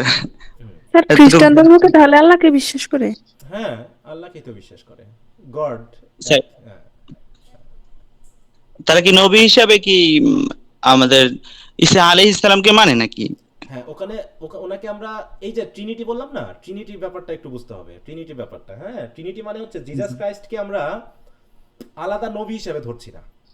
আমরা মনে করছি কি যে গড নিজেই মানুষ রূপে পৃথিবীতে এসেছেন, তিনি হচ্ছেন জিসাস ক্রাইস্ট। মানে গড দ্য ফাদার মানে জিসাস ক্রাইস্ট, গড সান যখন বলছি তার মানে জিসাস ক্রাইস্ট। আর হলি স্পিরিট মানে হচ্ছে এই যে আমাদের ভিতরে যে স্পিরিটটা আছে, এই তৃত্ববাদ বলা হয় এটাকে, ঠিক আছে? তো এই তিনে আসলে একই জিনিস, আলাদা কেউ না। জিসাস ক্রাইস্টই হচ্ছে আমাদের গডের একটা রূপ, উনি আলাদা না। গডের ছেলে বুঝাইছে ওনার না, ছেলে না, মানে? উনি গড, উনি আচ্ছা গড। বুঝতে পারছি। ওনাকে ছেলে বলা হচ্ছে না, উনি গড কিন্তু মানুষ রূপে পৃথিবীতে আমাদের মাঝে এসেছেন, এইটা বলা হচ্ছে। বুঝতে পেরেছো? স্যার তারপরে হচ্ছে ওই যে রিসারেকশনের মাধ্যমে হচ্ছে তারপরে হ্যাঁ মানুষ রূপে যে তিনি এসেছিলেন, মানুষের একটা মৃত্যু থাকবে, তাহলে তিনি মানুষের রূপে আসার জন্য মানে পৃথিবীর যে সিস্টেম আছে সেটা তিনি ফলো করেছেন। তিনি একটা নারীর মধ্যে এসেছেন, তাই তো? তারপর তিনি মৃত্যু গ্রহণ করেছেন, তার মানে মানুষের যে প্রক্রিয়াটা সেটা তিনি সম্পূর্ণ করেছেন। কিন্তু তিনি যখন আবার মৃত্যু থেকে জীবিত হলেন, এটার মাধ্যম দিয়ে বুঝি যে তিনি আসলে যে গড সেটাকে তিনি প্রমাণ করেছেন। এবং এইখানে হচ্ছে আমাদের বিশ্বাসের ভিত্তিটা। হ্যাঁ ওকে স্যার বুঝতে পারছি। মানে গড গডের ছেলে না, যে আমরা জিসাস ক্রাইস্টকে গডের ছেলে বলছি তা না, মানে ওটা একটা রূপ, তার গডের একটা রূপ। বুঝতে পারছি স্যার। ইয়াহুদিরা তো মানে ঈসা আলাইহিস সালামকে আল্লাহর পুত্র মনে করে, না না আল্লাহর পুত্র মনে করে। না, ওরা জি বিশ্বাসই এই করে ক্ষেত্রে না, ওরা তো বিশ্বাসই করে না, ওরা এখনো মনেই করে না যে ওই যে মসিহা যেটা তিনি আসার কথা তিনি এখনো আসেননি। এই মসিহার জন্য হচ্ছে ওয়েট মসিহা। করতে। হ্যাঁ জিজাদি হচ্ছে মসিহা, যেটা আমরা বিশ্বাস করি, কিন্তু ইহুদিরা এখনো মনে করে উনি আসেননি। এবং জি স্যার, অনেকে বিশ্বাস করে না, আর অনেকের মতে আর কি আছে যে তারা আল্লাহর পুত্র মনে করেন ঈসা আলাইহিস সালামকে। তো সেক্ষেত্রে ব্যাপারটা আলাদা, পুত্র কথাটা একটু অন্যভাবে নেওয়া। আমরা যে জাগতিক যে পুত্র বা যে সন্তান যে সম্পর্ক সেটা না এখানে, ঠিক আছে? ওরকম করে ধরলে তো আমরা সবাই তো আল্লাহর পুত্র বা সন্তান, নাকি? হ্যাঁ আমরা যেভাবে স্যার তাহলে খ্রিস্টান ধর্মে হযরত মুহাম্মদ সাল্লাল্লাহু আলাইহি সাল্লামকে বিশ্বাস করা হয় না? না না না, আমরা আমাদের মানে জিজাস পর্যন্ত আটকে গেছে। কথা বুঝতে পেরেছো? ও আচ্ছা। হ্যাঁ আমরা হচ্ছে তার এক্সটেন্ডেড রূপ, মানে হচ্ছে ইহুদি, ক্রিশ্চিয়ানিটি এবং ইসলাম একই নবী তাদের, কিন্তু এক একজন এক এক জায়গায় থেমে গেছে। ইহুদিরা যেমন মজেস পর্যন্ত থেমে গেছে, মুসা নবী পর্যন্ত, আমরা থেমে গেছি হচ্ছে জিসাস ক্রাইস্ট পর্যন্ত, আর হচ্ছে তোমরা হচ্ছে মহানবী পর্যন্ত গেছো, ঠিক আছে? এই বুঝতে পারছি স্যার। ধর্ম নিয়ে কথা বললে অনেক সময় যাবে। ধর্ম নিয়ে কথা বলতে আমি খুব একটা মানে বোধ করি না, কারণ এর ভিতরে কি কথা বলতে গিয়ে কি বলে ফেলবো। মানে যতটুকু পড়ার সাথে রিলেট আমি সেই কথাগুলো তোমাদের বলেছি। এখানে হয়তো বিশ্বাসের ব্যাপারটা নিয়ে আমি কথা বলতে পারবো না, ঠিক আছে তো? হ্যাঁ কারণ এটা খুব গভীর জিনিস। হ্যাঁ অতএব এই পর্যন্ত থাক। এগুলো সম্পর্কে জানার জন্য তোমরা আরো রিসার্চ করবে, আমি বলতে পারবো না, কারণ ধর্ম সম্পর্কে ব্যাখ্যা করা বা ধর্মের ব্যাপারটা বলার মতো ক্ষমতা আমার নেই, আমি এত কিছু বলতে পারবো না, ঠিক আছে তো? হ্যাঁ আমি যা জানি বিশ্বাস করি তোমার বিশ্বাসের সাথে নাও মিলতে পারে, অতএব একটা কনফ্লিক্ট তৈরি হতে পারে। এই জন্য যতটুকু পড়িয়েছি যতটুকু বুঝিয়েছি এর ভিতরেই তোমরা জাস্ট ধর্মটুকু বোঝার জন্য যতটুকু প্রয়োজন নিবা, বিশ্বাস করার জন্য না। মনে থাকবে তো? জি স্যার সমস্যা নাই, আমরা একটু জানার জন্য প্রশ্ন করছি, জাস্ট এতটুকুই, আর কিছু না। ঠিক আছে, ওকে ওকে। তো আজকে এখানে রাখছি, যেহেতু এরপর থার্ড ইয়ারের ক্লাস আছে, এই ফোর্থ ইয়ারের। তো পরবর্তী ক্লাসে আবার কথা হবে, আমরা ওল্ড ইংলিশ পিরিয়ড পড়বো, আরো ধর্ম নিয়ে কথা হবে অনেক, কারণ খ্রিস্টান ধর্ম তো এর সাথে রিলেটেড, অনেক কথা হবে, ঠিক আছে? আচ্ছা জি স্যার। ঠিক আছে, সবাই ভালো থাকো। আসসালামু আলাইকুম। ওকে, গুড নাইট।